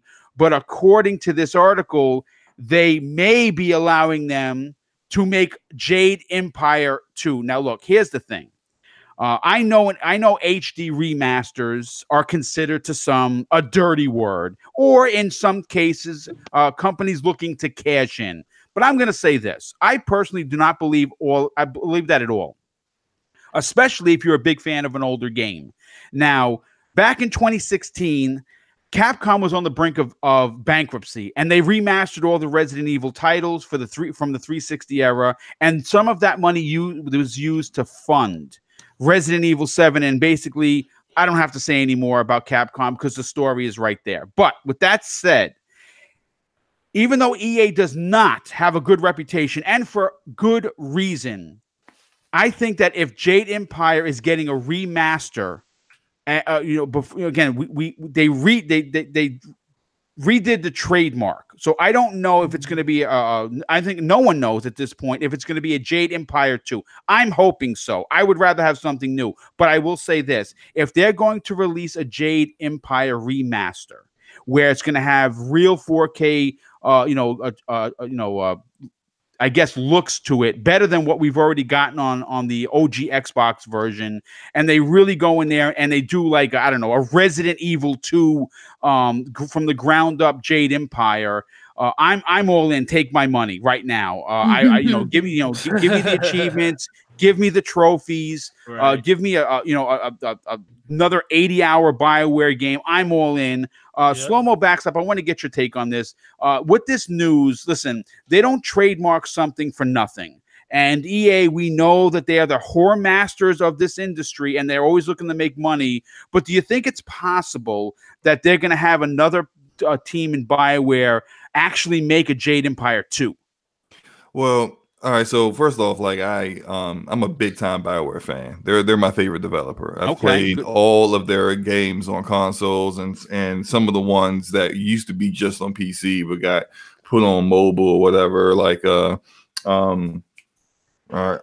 brain's not working right. I can't think of it, but Baldur's Gate. Jade Empire, I loved it. I love the big huge plot twist in the middle of it. I'm not going to spoil, even though the game is over a decade old. But you guys who played it know what I'm talking about. Yep. I really enjoyed the ending. The game's great. If it's a remaster or a remake, I'm all in for it. But I don't really think that's it. I just think that the trademark was going to expire and they renewed it so that no one could like try to profit off the game or like make a spinoff and not, be able to get permission by Bioware and EA to do so.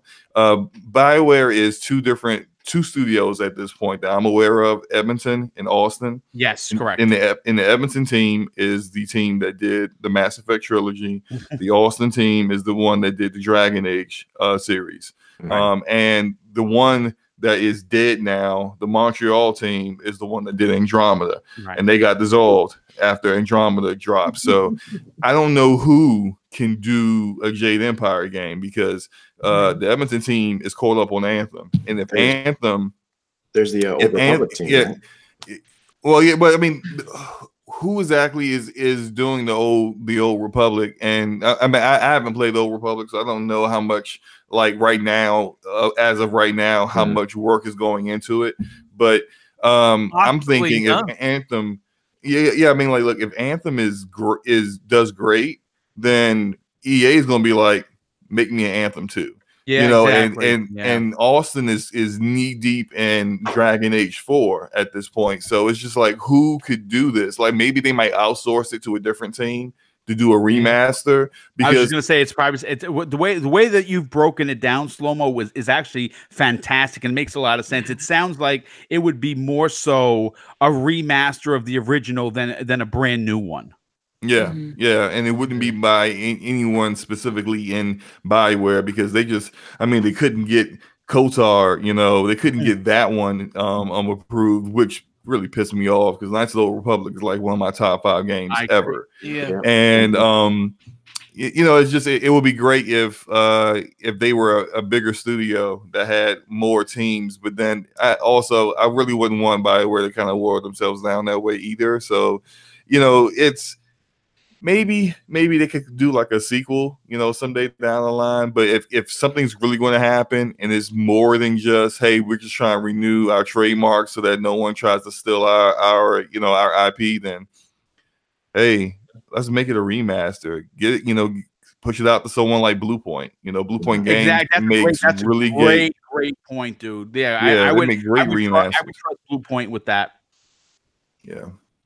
Yeah, hopefully it's a little bit more than what I think it is. But really, honestly, I just kind of feel like they're just trying to hold on to their IP and make sure no one, steals it and does something with it that they didn't approve of. So. Yeah, no, that really does make a lot of sense. Primal Eve, obviously you're a huge RPG fan, and obviously you heard that from the intro. You like the JRPGs, you like the Western RPGs. I'm going to be honest with you. I was such a fan of Jade Empire. I would be absolutely perfectly okay if Blue Point did a remaster of the original. What are your takes on what we've been talking about? I don't know. I'm kind of just a little blindsided because Slow-Mo just whipped it out and smacked me in the face with some hard truth. Trying to... No, seriously. EA would renew it so that nobody else could touch it because they're greedy like that. Yeah. And they also don't have anybody right now that could focus on on a remake or a second one. I'm kind of feeling a little down right now, Boom. Thanks, Slow-Mo. But no, I think you're welcome. It's fantastic. There's a huge audience of people who missed out on this game. I am a huge fan of Chinese history and Chinese mythology. The only other game you could really get that from is, I don't know, Dynasty Warriors 100 right now, which is just copy and paste at this point. Actually, it's been at that point for over 10 years. People still buy it. I think it would be smart, but not everybody's smart. And we are talking about EA. No offense, I still play your games. I love BioWare. Absolutely, it's definitely one of my favorites. But the fact that they couldn't do a KOTOR, they're already kind of shooing away Star Wars because they already kind of screwed themselves already with the previous Star Wars. So I can see them kind of being scared to get into it again or even try to. And KOTOR is such a huge impact on gaming history. And it's a shame because I feel like Jade Empire is also a huge impact on gaming industry and that it should be brought back. But I know it just like an HD upgrade and it's not enough for it, but we'll look at it kind of this way. How about like, all right, EA's only got so many people under them that could possibly do KOTOR 3 justice, right? Right. And same with Jade Empire, I would imagine. A legitimate remake or whatever they're gonna do with it. But so maybe that's why they shot down KOTOR 3 for now. Like it's coming. Like believe you me, we all know it's coming. But it is really strange why they shut it down right now. Maybe, and you're not gonna see me stick up for EA very often at all. This may be the first time ever. Let's timestamp this, ladies and gentlemen. Yeah, like this might be the first time ever. But maybe they're focusing more on this Jade Empire before they start the KOTOR 3. That's the only thing. That's the only common sense I could make out of this. You know, it does make a lot of sense what you're saying, Titan, because like I've thought with several companies, a remaster. Let's say, for instance, they do hire Blue Point, like Slow-Mo was saying, and they do an actual remaster. We know that what the work that they can do. So it would be really a new Jade Empire. And to be completely fair, there are a lot of gamers that missed on that game. Yes. It was an OG Xbox One exclusive. And it sold well. Yes, it was revered by everyone that played it. Critics and fans alike loved it. When you even say it in the sentence, people get excited. So, but there's so much of this community right now that never played it. Who's to say that they don't do an HD remaster just to test the waters and say, okay, let's see what the people, if they'll buy this, because a remaster is not going to cost as much as doing a new one from the ground up, and it would not. And obviously, we know that all of their teams are tied up right now. So we'll see. We'll see. But you know what? I want to get Welsh's opinion on this. You've been an Xbox guy from the beginning. Obviously, you're an Xbox guy through and through. Would a Jade Empire remaster or a Jade Empire 2 interest you? Can I just be honest? I have not played Jade Empire. Okay, all right, no, that's fine. But you're not. Listen, you're not the first. You're not going to be the last. But no, obviously because it was a topic, I looked up some footage, looked up some pictures and the synopsis and all that stuff. It looks very cool. When I think of like a good remaster being made from an OG title, I automatically go to or think of Fable Anniversary. So I just think like is it Fable Anniversary? Yeah, that's the one. So if they did something like that, that would be really cool because I me being me, like I haven't played it before. I would definitely jump on that if they did a well done remaster, and also if they are EA has in fact got the grabbed it as in we're securing this IP. It could be good. It could be good for like future projects because like I said, people like myself who might not have ever played it can get a taste for what it is, get into the story, and then when they bring out Jade Empire 3, would it be the third one? Would that be the new one? They've only done 1 and 2, yeah. Well, Jade Empire only had one version. It was only one, right? Yeah, there was only one. This is back when Bioware they never did sequels back then before they were purchased by EA. They didn't do any sequels. Yeah, that's cool. No, it's just when I was reading Wikipedia earlier. Typical though. You should never take Wikipedia's word as gospel. But it had Jade Empire 2 all over it. I was like, oh right, there must be 2 then. But no, I very much would like to get in on that. Like that's and it's cool that EA have grabbed it. I'll give them that. Even though it does appear that every asshole works at EA, I do think EA is like one of the worst money grabbing devs out there. They probably could have passed the buck to someone who would have done the game more justice. I don't know, maybe got it out a little sooner. I don't know, maybe I'm just talking out my ass, but that game I reckon would be really good. And I think if they did bring out a remaster, like, you know, same level of quality as like Fable Anniversary kind of deal, like I 100% grab that, no problem, no, definitely. Yeah. Well, I imagine it'd be in Game Pass or something, wouldn't it? Would there be any ties to the fact that it was an OG exclusive once upon a time? Could they be like, we're bringing it back, and thanks to our old partnerships, it's going to be day one on Game Pass, Xbox Game Pass? You listen. You never know. BioWare had a fantastic relationship with Microsoft. You know, way back then when they owned themselves. Now with EA, you know, I don't know. They're so money hungry. I don't know if this would stay console exclusive, or I mean, it could get into Game Pass. That would make a lot of sense. But, you know, Gaming Forte, I want to get your opinion on this. You know, obviously Jade Empire is a very popular series. I think that, you know, there's got to be something to it other than, I'm at least, again, this is me just with my glass is half full. I'd like to believe that it's more than just, okay, they were the rights were going to, you know, they were going to lose the rights if they didn't renew. I want to hope that they're doing something with it. What are your takes on it, dude? First of all, it was a fantastic RPG. Loved every minute of the time. Start to finish, dude. It was great. Start to finish, it was great. And I would like to see, I don't think it's going to be a part 2. I think we're going to, if anything, like you said, remaster. And I think that game definitely deserves one, because I would love to go back into that world with the new technologies that we have now. Especially around the storytelling that they did in the game was really, really good. It's like classic Bioware back then. Yes.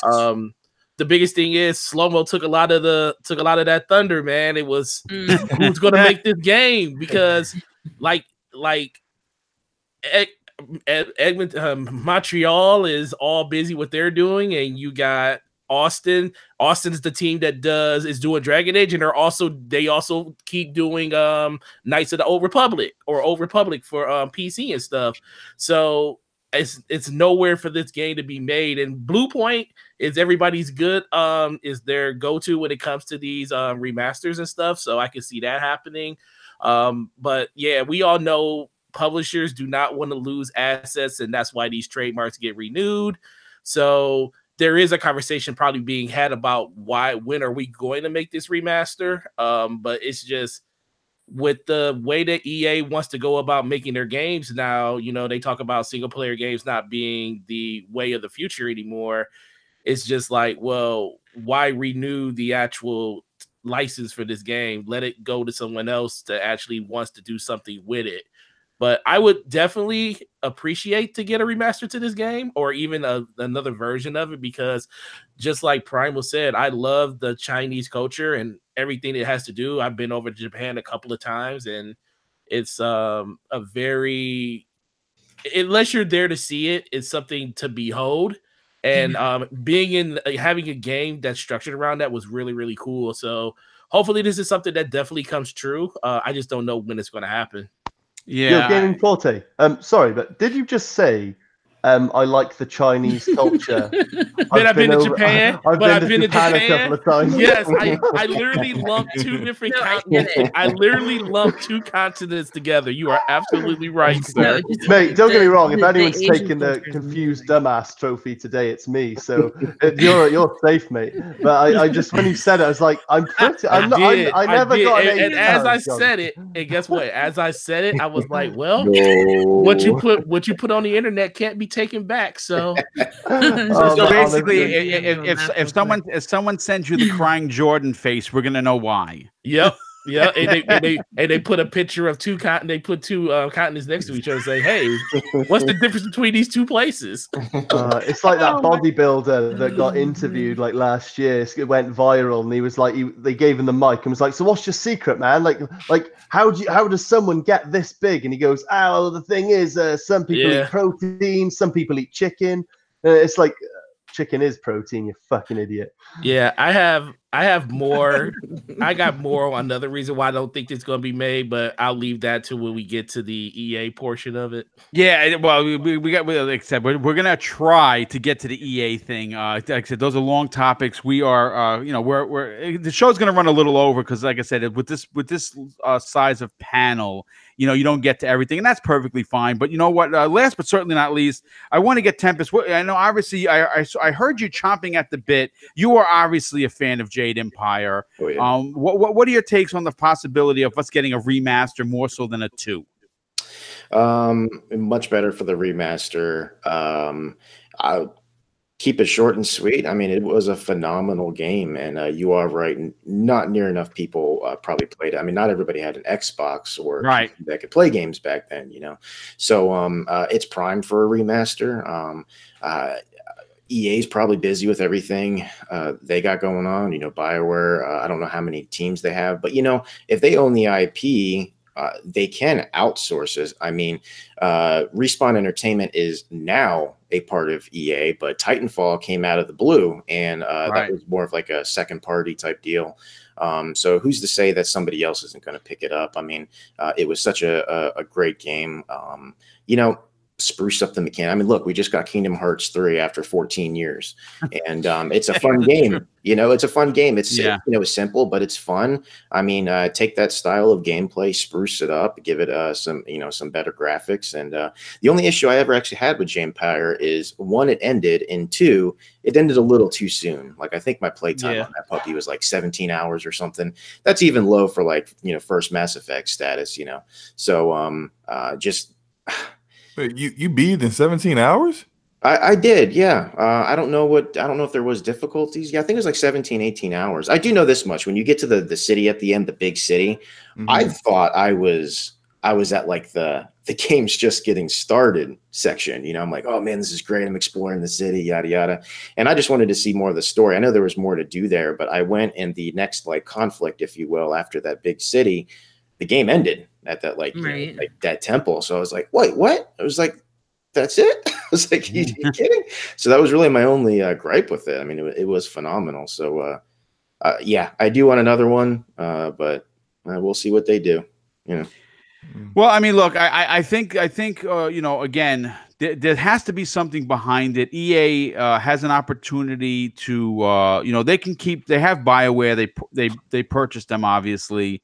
I think it's a subject for another whole podcast, but it's one of the big misses Microsoft made by not getting them way back in the days. They could have stepped in and bought them instead of EA, which would have been. Listen, better.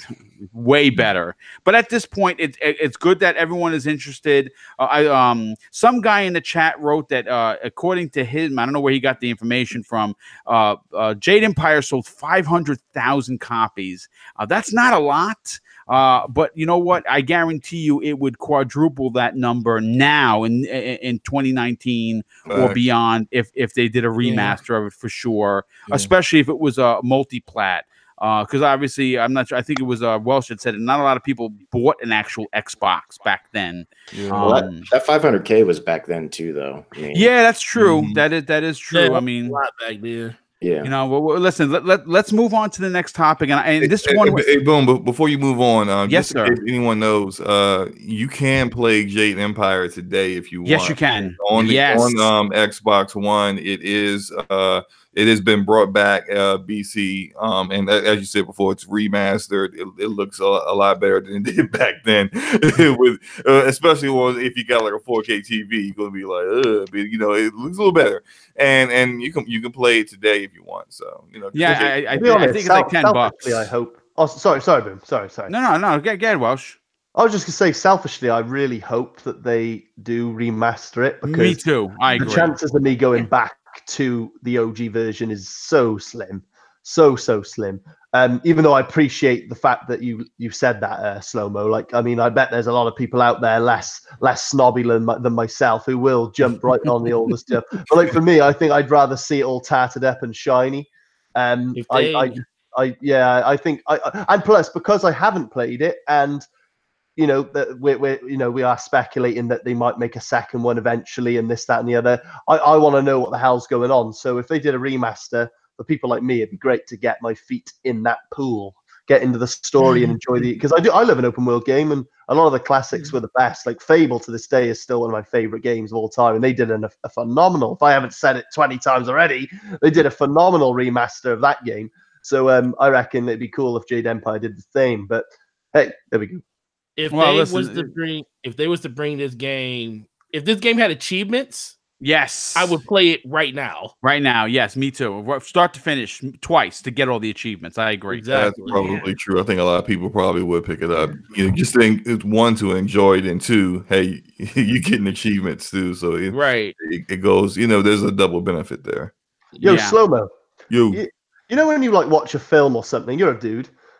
So you know when you like you're a dude. Yeah. You're a dude that slaps people on the corner of a street.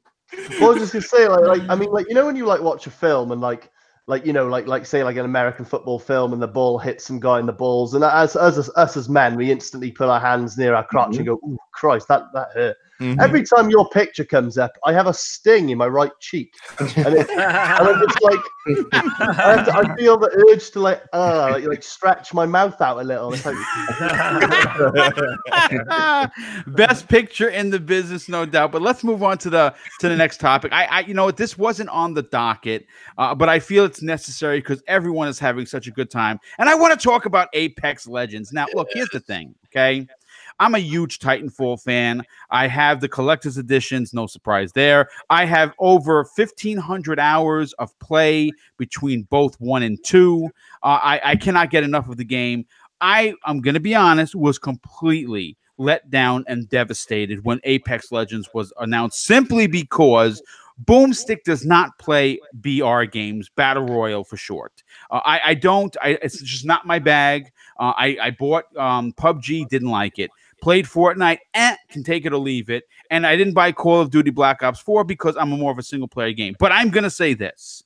I have put about 30 or 40 games into this free-to-play title, and I have to tell you, it is so polished. It is so much fun.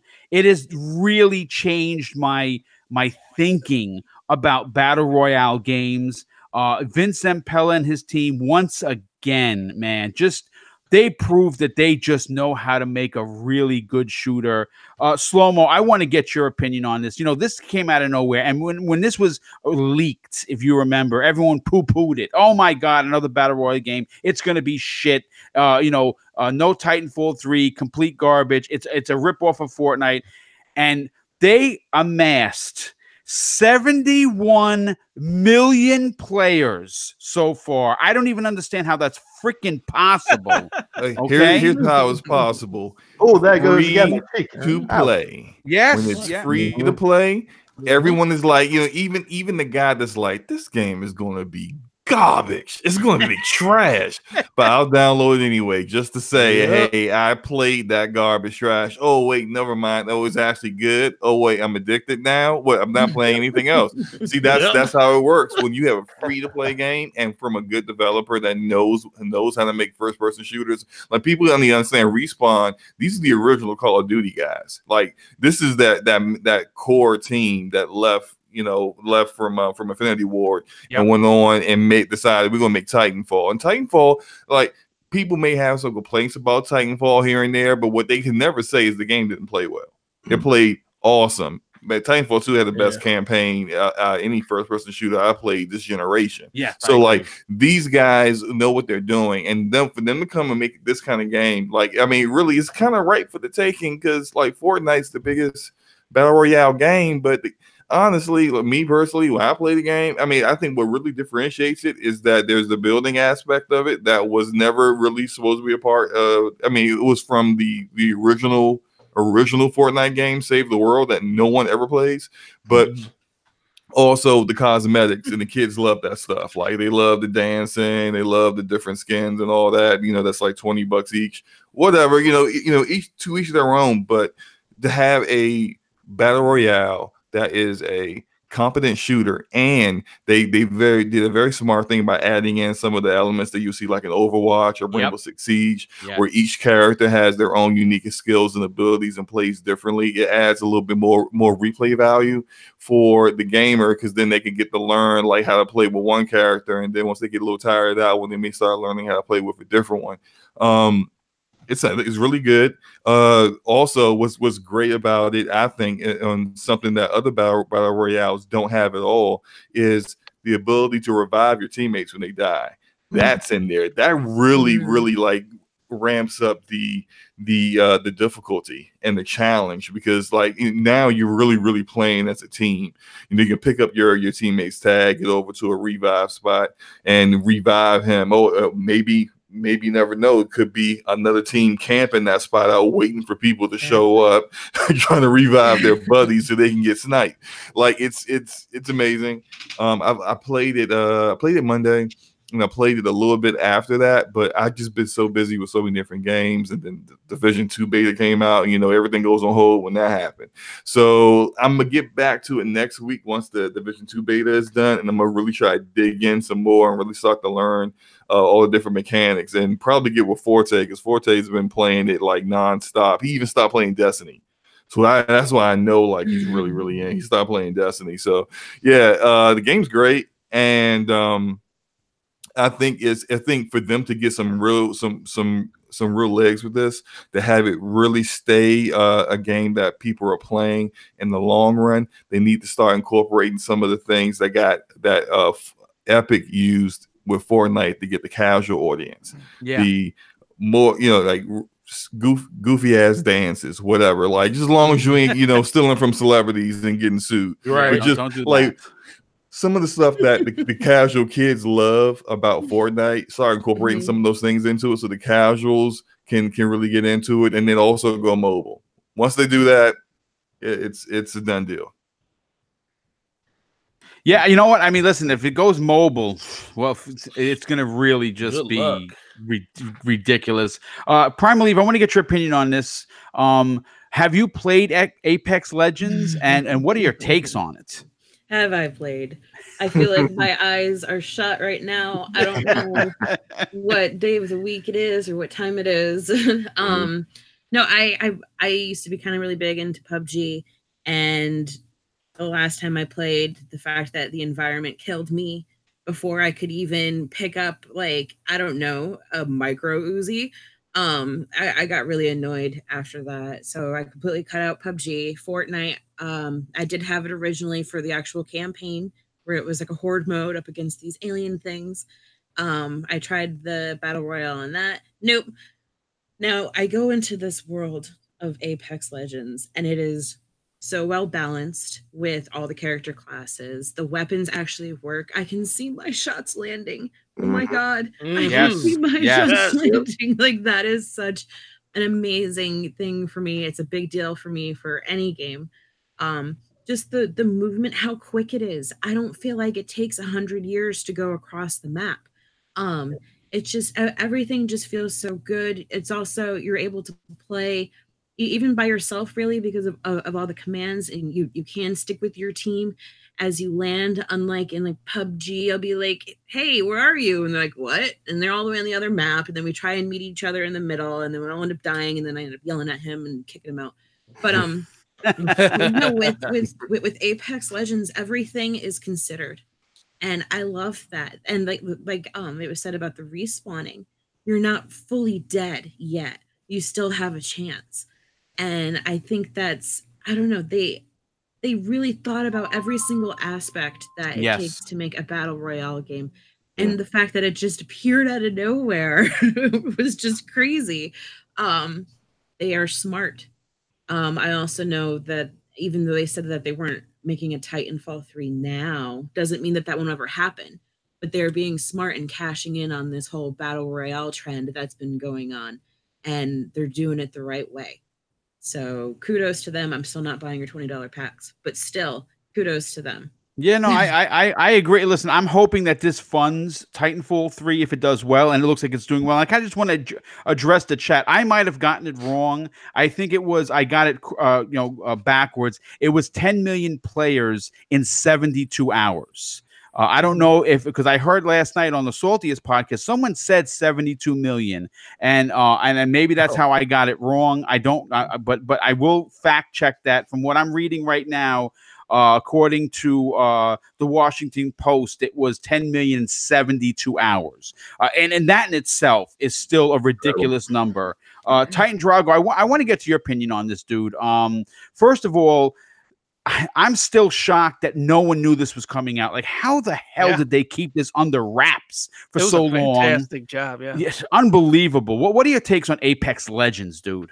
Yeah, I got a lot of takes on it. I probably won't get to everything. I'll try and keep it short and sweet. But like, I defended EA earlier, not now. Okay, because this is the prime example of when EA just lets a developer do their own thing, and this is the type of game you get when you give them the creative, freedom. Freedom, exactly. Yeah. Give them the creative freedom they need.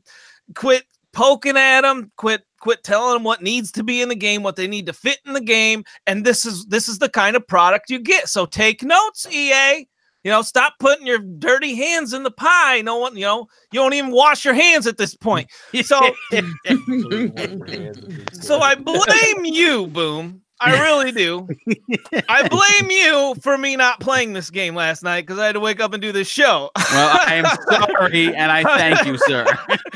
I'm just kidding, but tell you what, I'll defend a Vince Zampella game anytime. Like, he's a genius. His team is amazing. Like, everything good about Call of Duty to this day is because of Vince Zampella. I agree. Great. Everything you hate about COD probably came after him. Just in case you didn't know, but as far as like updates, like Battle Royale games need updates and they need them frequently. Like, this game needs to add another playable character every, I don't know, few months at least, off the top of my head, somewhere around every few months. They need a big update every few months. That's what BR. It sure looks like that's the way the successful BR games are going. They need a pretty big update, and they need consistent updates. And the good thing about this game, it has a lot of scrub-proof mechanics. Yes. It'll tell you, "Hey, Titan, wake up! You've already got better armor, man. Purple is better than gray." Yes. So, a lot of cool things like that. I love it. Wake up! Wake up! Oh man. Well, listen. I mean, look. Anything else you'd like to add, Titan? No, that about covers it, I think. Okay, well, listen. As usual, I'm always very, very entertained when Titan talks. This was no different. The Welsh Gamer. I know that you're not a battle royale kind of a dude. Have you got a chance to play Apex Legends as of yet? At what point did you get the impression I'm not a battle royale dude, Boom? I don't know. I don't know why you got that. Am I wrong? Dead wrong. Get him out of the room. Love it. Whose show is this? Basically, I'm gonna quote the great King David. I've just been thrown in the bushes. Oh man, battle royale, man! I love battle royale. I mean, I'm probably one of the few people that still play PUBG on a regular basis. I mean, I haven't been lately. Apex is insanely good. Because that's the thing, like PUBG, you've got like PUBG, Realm Royale, bloody Fortnite. There's at least one other I know of. Paladins, I think it's called. There's a few, but only like I believe there's more than that as well already. But there is quite a significant amount of battle royale games that have tried to like get to the #1 spot, and it was PUBG for a bit, and then Fortnite come around, and Fortnite pretty much hasn't had any competition for so long. And to be honest, as a battle royale fan, take notes, Boom. I am a fan of battle royale. But yeah, I really liked Fortnite. I loved the Save the World mode, but when they brought the battle royale mode, I was well into it. But the novelty quickly wore off because you basically had people who were just ridiculously quick with building, and that put me off. So where Apex Legends comes in is like a sweet birdie in the middle, is the fact that it's got that like cartoony sort of like comic booky, cell shady, almost like, I don't know, like it's got that like funky graphic style. It's not like all real, it's not all fake, it's kind of somewhere in the middle. It kind of gives me that Fortnite vibe, like where you're running around and you just feel like invincible, and like the different color graded like attachments for your weapons and stuff like that. But it also has like that tactical feel that PUBG gives to me.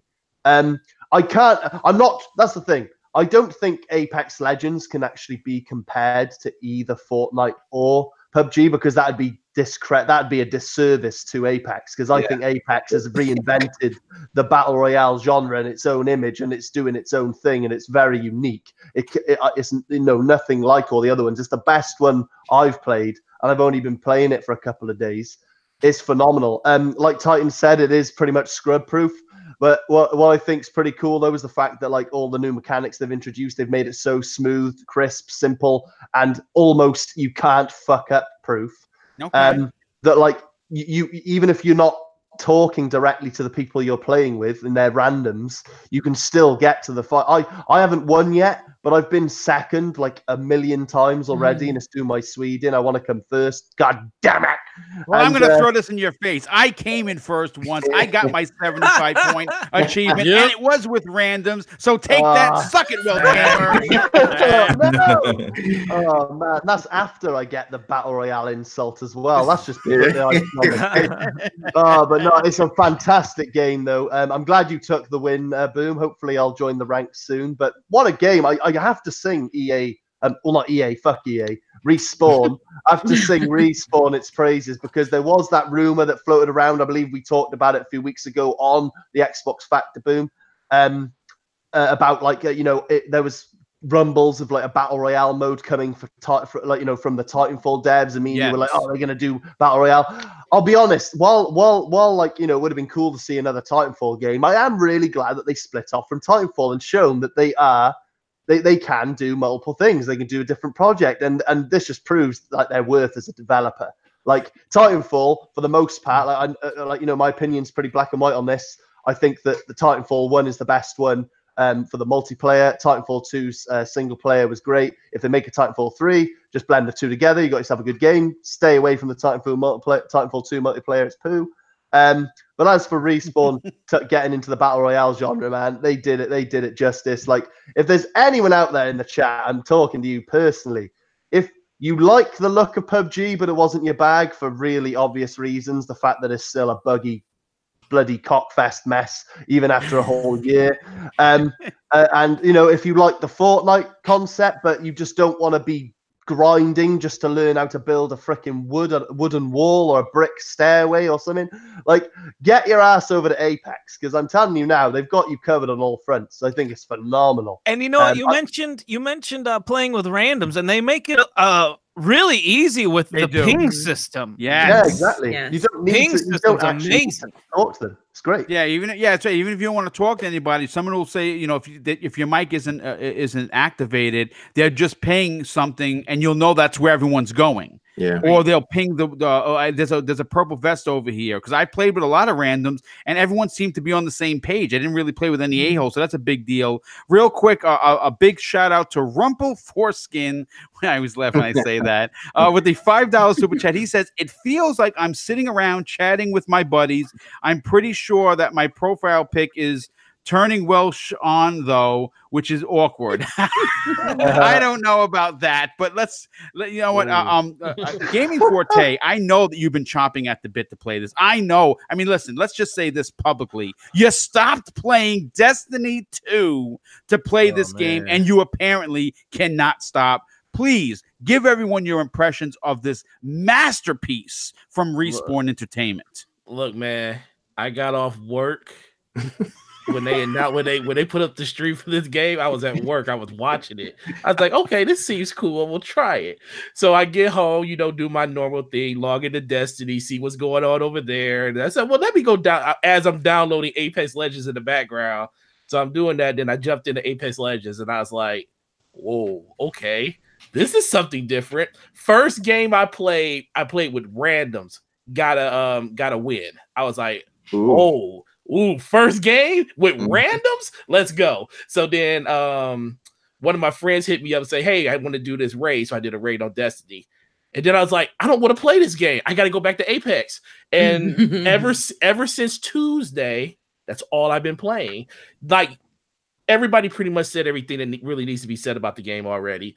The biggest thing is for me is the excitement level it brings to you at all times when you're playing a game. When I drop in, you drop in as a team. Yes. That is I like Slow-Mo and them made fun of me saying that it's probably the best. It was like it's the most epic drop in on a battle royale you can have because you feel empowered as you're doing it. The music's going, you're looking at all the people around you dropping in with their little rainbow trails behind them, depending on the character they pick. It's pretty freaking cool. And when you land, it's like any other battle royale. It's a mad dash to get to where you want to get to. I had a couple of times where I drop in.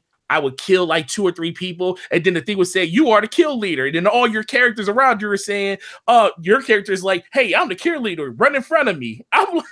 So I'm dying laughing as this is happening.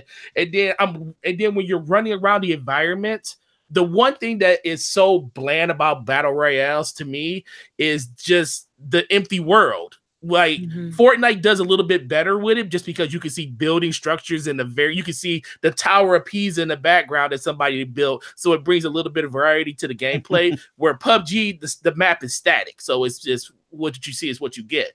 In this game, as I run around, I'm looking at banners on the wall and I'm seeing like, oh, this person is the champion. I need to find this person. I can see bounties on people's heads. When I was the kill leader or the champion in the game, I see my banner up there. I see my teammates next to me. It's something that makes you say, I want to win this game. I have to try even harder in this game than any other game that I played. And then the fact that I'm very familiar with the weapons because these are Titanfall weapons. Every weapon acts the same way that it acts in Titanfall. Yep. So it's not a learning curve. So if you play Titanfall 2, there's no learning curve to the way that this game shoots.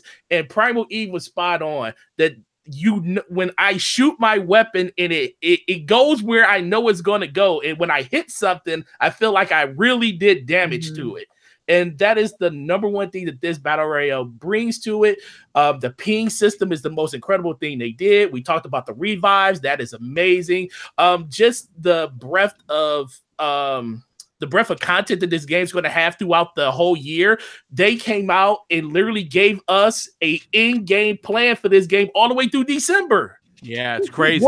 What game gives us that? That's the thing that I like about this game the most, that they thought it out and they had a plan. The unfortunate thing about this is I want to play Anthem. I'm going on vacation on the 15th because I have I have Origin Access on PC, and that's where I bought it at, so I can play it 5 days early, and I got the full version of the game. But this game coming out has literally put me in a funk because I want to play Apex Legends on the 15th now because I'm on vacation. I said, oh man, I can level up all my characters and not my characters, but level up my character level and get some more wins and stuff. Or do I want to jump in on Anthem day one and level those characters up? Well, of course, since I paid for Anthem, I'm going to do that. But it sucks because EA, what were you thinking? Yeah, both these games coming out a week apart from each other, and oh man, this game is breathtaking. It's the game that I wanted to be the side relief to these battle royale games. You can jump in whenever you want to. It's an investment game, but you don't have to play it every day. Right. It's something that you can enjoy with your friends in a casual environment. And they have solved the whole I don't have anybody to play with, because the way that this game is set up, you can play by yourself and get a win and don't even know the people you playing with. And I literally added 4 people to my friends list that I never knew. Me too. I added a few people that were randoms that are now on my friends list. Yeah, I haven't done that in, I want to say, 2 to 3 years. Just random people that I played with. Now, people I meet on YouTube or Twitter and stuff, I add those people all the time. But people that I actually meet in game, I haven't done that in forever. And this game has brought that factor back, and I enjoy it immensely. Well said. Well said. I got to give you that one. Well, real quick before I get to Tempest, Rumpelstiltskin drops another $2 in the super chat. Thank you for that. He says today's show was rated M for moist. Thank you for that, sir. Again, if this when I shut this down, it tells me that it's been demonetized. We're gonna know why, but that's perfectly fine because this has been a laugh riot from start to finish. Tempest, listen, I actually threw this topic in there because I know that you're a big fan. You've been playing nonstop. You won a game with your wife, which is awesome in itself. Oh, that's awesome, man. How tell us your experience about this, and has Respawn hit a home run? Oh my goodness, have they hit a home run? Wow. First of all, every other developer that wants to launch an online game, please take notes. This puppy launched and it just worked. It worked and it worked and it still works. And the rate at which they're growing, and it still works. I mean, you'd think, oh, we got 1 million people. Great. You might think the servers are smaller, whatever. 10 million people strong. It still works flawlessly. I'm trying to think of things that people haven't touched on. One of the biggest things I can say is one thing I think Battle Royale games don't really do is a lot of times they don't respect your time. One thing this game does is you get a fighter select screen pretty much from a fighting game. You pick your characters. There is no pre-game lobby bullcrap. You get a very short loading screen and you jump out of the ship in just a few seconds. You can blast through round after round and it almost feels like just an old school team deathmatch, man. So if you get your crap kicked in right away, it doesn't matter, man. You just keep going, keep going. Everything about the game does actually respect your time. The gunplay is second to none. I thought the Battlefield series couldn't be touched. Well, guess what? There's a new kid in town. He's the leader. It's Apex. The gunplay is perfect. It's the only game I've ever played where you have shootouts. I'm talking John Woo style movie shootouts where they last for 5 minutes at a time. You get shot 50 times. You might sound like, oh, you can get shot 50 times. No, it's the way they did the armor mechanic with the shields. There's a medic in the game. I'm working on 220 kills, I think, with the medic. She's awesome. There is a ton of really cool characters. Yeah, trust me, it's phenomenal. I could go on forever about this game. One win. I have multiple wins with my wife. It took her by surprise. With my wife, she's floored as well. All my personal friends, they started playing it. They can't believe it. I mean, I was actually listening to what is it, Xbox Nation, and when Mooch was going on. I love Mooch, Dave, one of my favorite podcasters. Brilliant dude. But when he was talking about how it's not like better than Blackout, and the Dawn was arguing with him, I was like Steve Carell from The Office, man. I was like, no, God, no, no, because there is no comparison. It is brilliant. I can't say enough good things about it. And I do believe people should have the mentality of, if you like the Titanfall universe, not just the games, but the universe, this is in that universe. Yes, If this game makes money, they shouldn't stop there. Think about the universe itself. You could have RTSs, you could have open world action games, looter shooters, whatever. There's endless possibilities. So me personally, this was a free game. I am going to spend money on the cosmetics. I'll buy them for me, my wife. I mean, heck, if I could gift them to my friends or something, I'd do that. I don't care. If they make money, it's only up from here. And what a start, man. It's amazing. If anybody wants to play, my gamer tag is Tempest Sun with a space.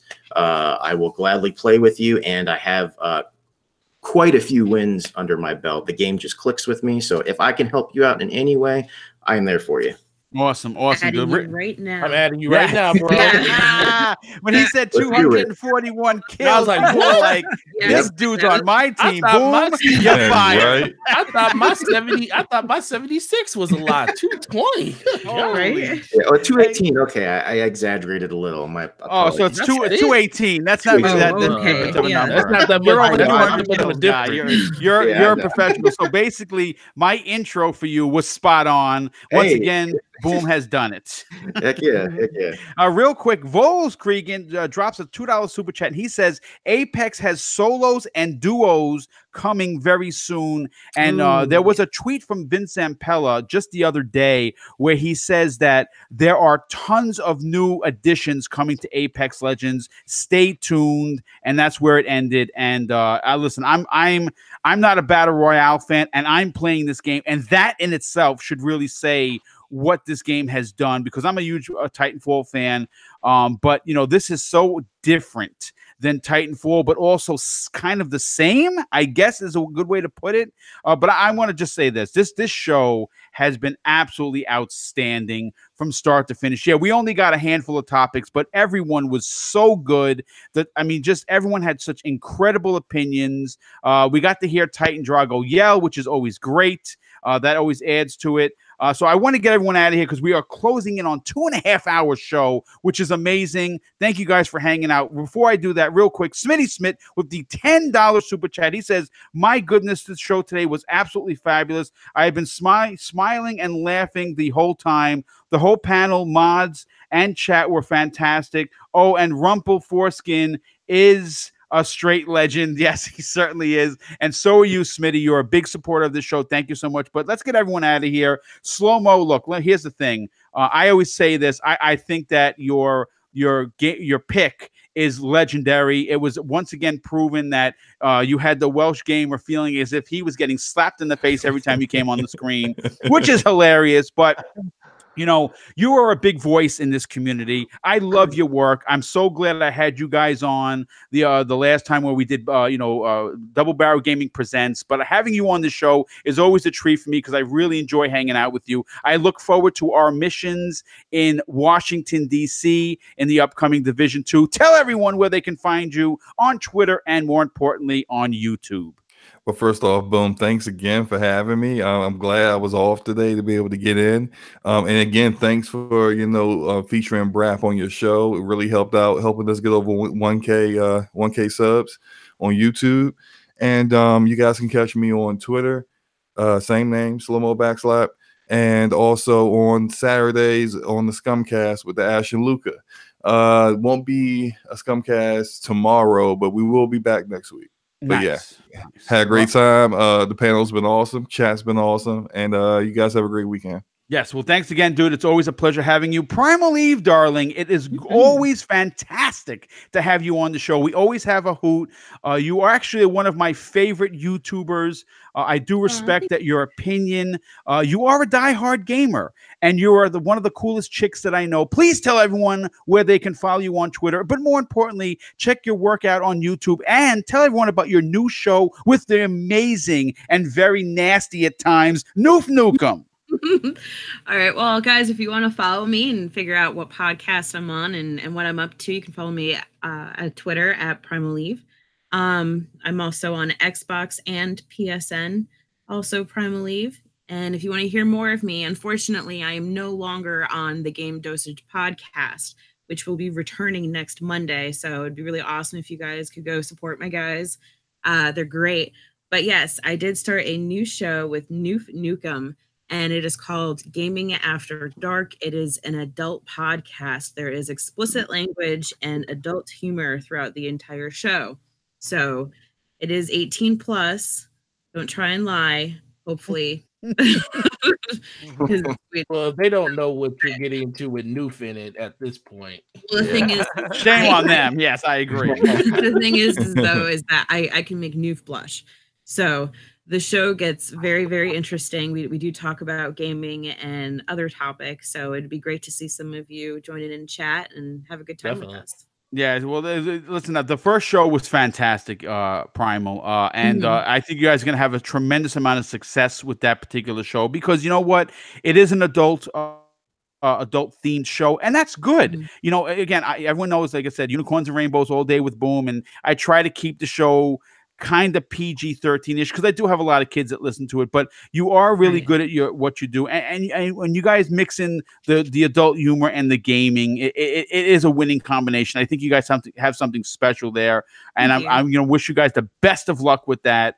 But Titan Drago, listen, dude, I've had you on the show numerous times. I never get tired of having you on here. You are a superstar. I love what you bring to the Saltiest Gaming podcast. It's that fire. It's the yelling. Like I said, I think you've already outdone Mooch, and that's saying something because, man, hashtag who's yelling. But you know, tell everyone where they can follow you. But more importantly, check out your YouTube channel, dude. Yeah, thanks for having me. And yeah, if anyone wants to add me on Xbox Live, I'm on everything at Titan Drago. I'm talking YouTube, Twitter, Xbox Live. So just feel free to add me, especially the Apex legend here on the on the dash here. But yeah, like Breakfast with Boom is always a good time, and it really does not fit my schedule. It's kind of like putting a square peg in a circle hole, but I make it fit because it's such a good show. I such appreciate a good that. time. Thank you. Yeah, great chat. The community never ceases to amaze me, and yeah, everything like at Titan Drago. I'm on TSGP on Thursday nights, Salty's Game Podcast, and thank you for having me. And let's bring the common back to sense. I love it. I love it. The Welsh Gamer, my co-host on the Xbox Factor podcast, my very good friend, so close that I call him my brother from across the pond. Dude, listen, you know, you took some time away from the Dragon X. Because you said it, that you're having so much fun on the Xbox Factor podcast that's what you want to do, but you're coming back in a big way on your channel. You're going to start doing videos at least once a week. Tell everyone where they can follow you on Twitter, but more importantly, check out your work and the new work that's going to be coming to the channel. Cheers, Boom. I appreciate it. And obviously, big shout out to the Xbox Factor show. Anyone who hasn't tuned into that, you don't know what you're missing. I tell you what, though, I almost stole Titan Drago's slogan then about bringing common back to sense, but I talked myself out of it because, you know, he's a fellow Vikings fan, and you could use it, man. Go ahead, man. No copyright infringements here. Just give me a shout out. No, I love it, man. I love it. But no, on my channel, The Welsh Gamer, 3 words, and my Twitter, The Welsh Gamer 93, 1 word. As for new videos, Boom, I dropped one today. Nice. Everyone go check that out. That's it. This is a big deal for you, dude, because you took some time off, kind of, you know, recharge your jets, and you do put out good content, and I'm always interested to hear what you have to say. No, I appreciate that, dude. I mean, I'll just formally warn everyone, like it was just a nice little taster just to be like, yo, I'm back. I gave my opinion on one of the big topics floating around on Twitter about, like, you know, Xbox 2 versus Anaconda. I just thought, do a little mix-up, like just basically a hello, I'm back video. Nothing too fancy, but it'd be cool if everyone could go over, give it a watch, drop a like, share the love, because it's the first of many to come. I really enjoyed just, like, you know, being in front, being, like, you know, putting the video together and just doing it. So I can't wait to get back into it full swing. You know, you always supply me with some of the best topics in the industry, Boom, on a weekly basis. It'd be a shame not to take advantage of having such a. You're my mole, Boom. You're my mole. You're my news mole. I definitely appreciate that. But listen, you know, again, it's great having you on the show. You'll be back next week. As you hear the fire department once again ruining my show. My God, I'm on a main street, so they're always going to come here. At least they're not coming to lock me up. That's fine. But Gaming Forte, I want to say, I you know, you bring a lot of really good ideas to BRAP. I think that you're a major cog and you keep that show running. I know that there's a lot of times you're fighting with people. I've heard that. I'm not going to say who told me. But anyway, you do have a great opinion on gaming. You are a true gamer. You do champion games that deserve it. You're not a gaming fraud like some of these other shows have. Tell everyone where they can follow you, and more importantly, check you out on the Basement Radio Arcade podcast. Yeah, definitely. First of all, appreciate the invite. That is always welcome. If I'm not on the show, I'm always listening to it, either when I'm at work or just at home doing stuff around YouTube and everything. So that's always a plus. But yeah, you can catch me Wednesdays on BRAP. Me and Slow Mo, we always chucking it up over there. If you want to hear some real cool banter, go check out our last episode, because me and Slow Mo really got into a very heated discussion around EA. I think you really enjoy that. I'm also on Scumcast, basically whenever I'm not working on those certain days, so you can catch me on there. But that show is amazing no matter who's on it. And Twitter, if you want to hit me up on there, it's just Gaming Forte.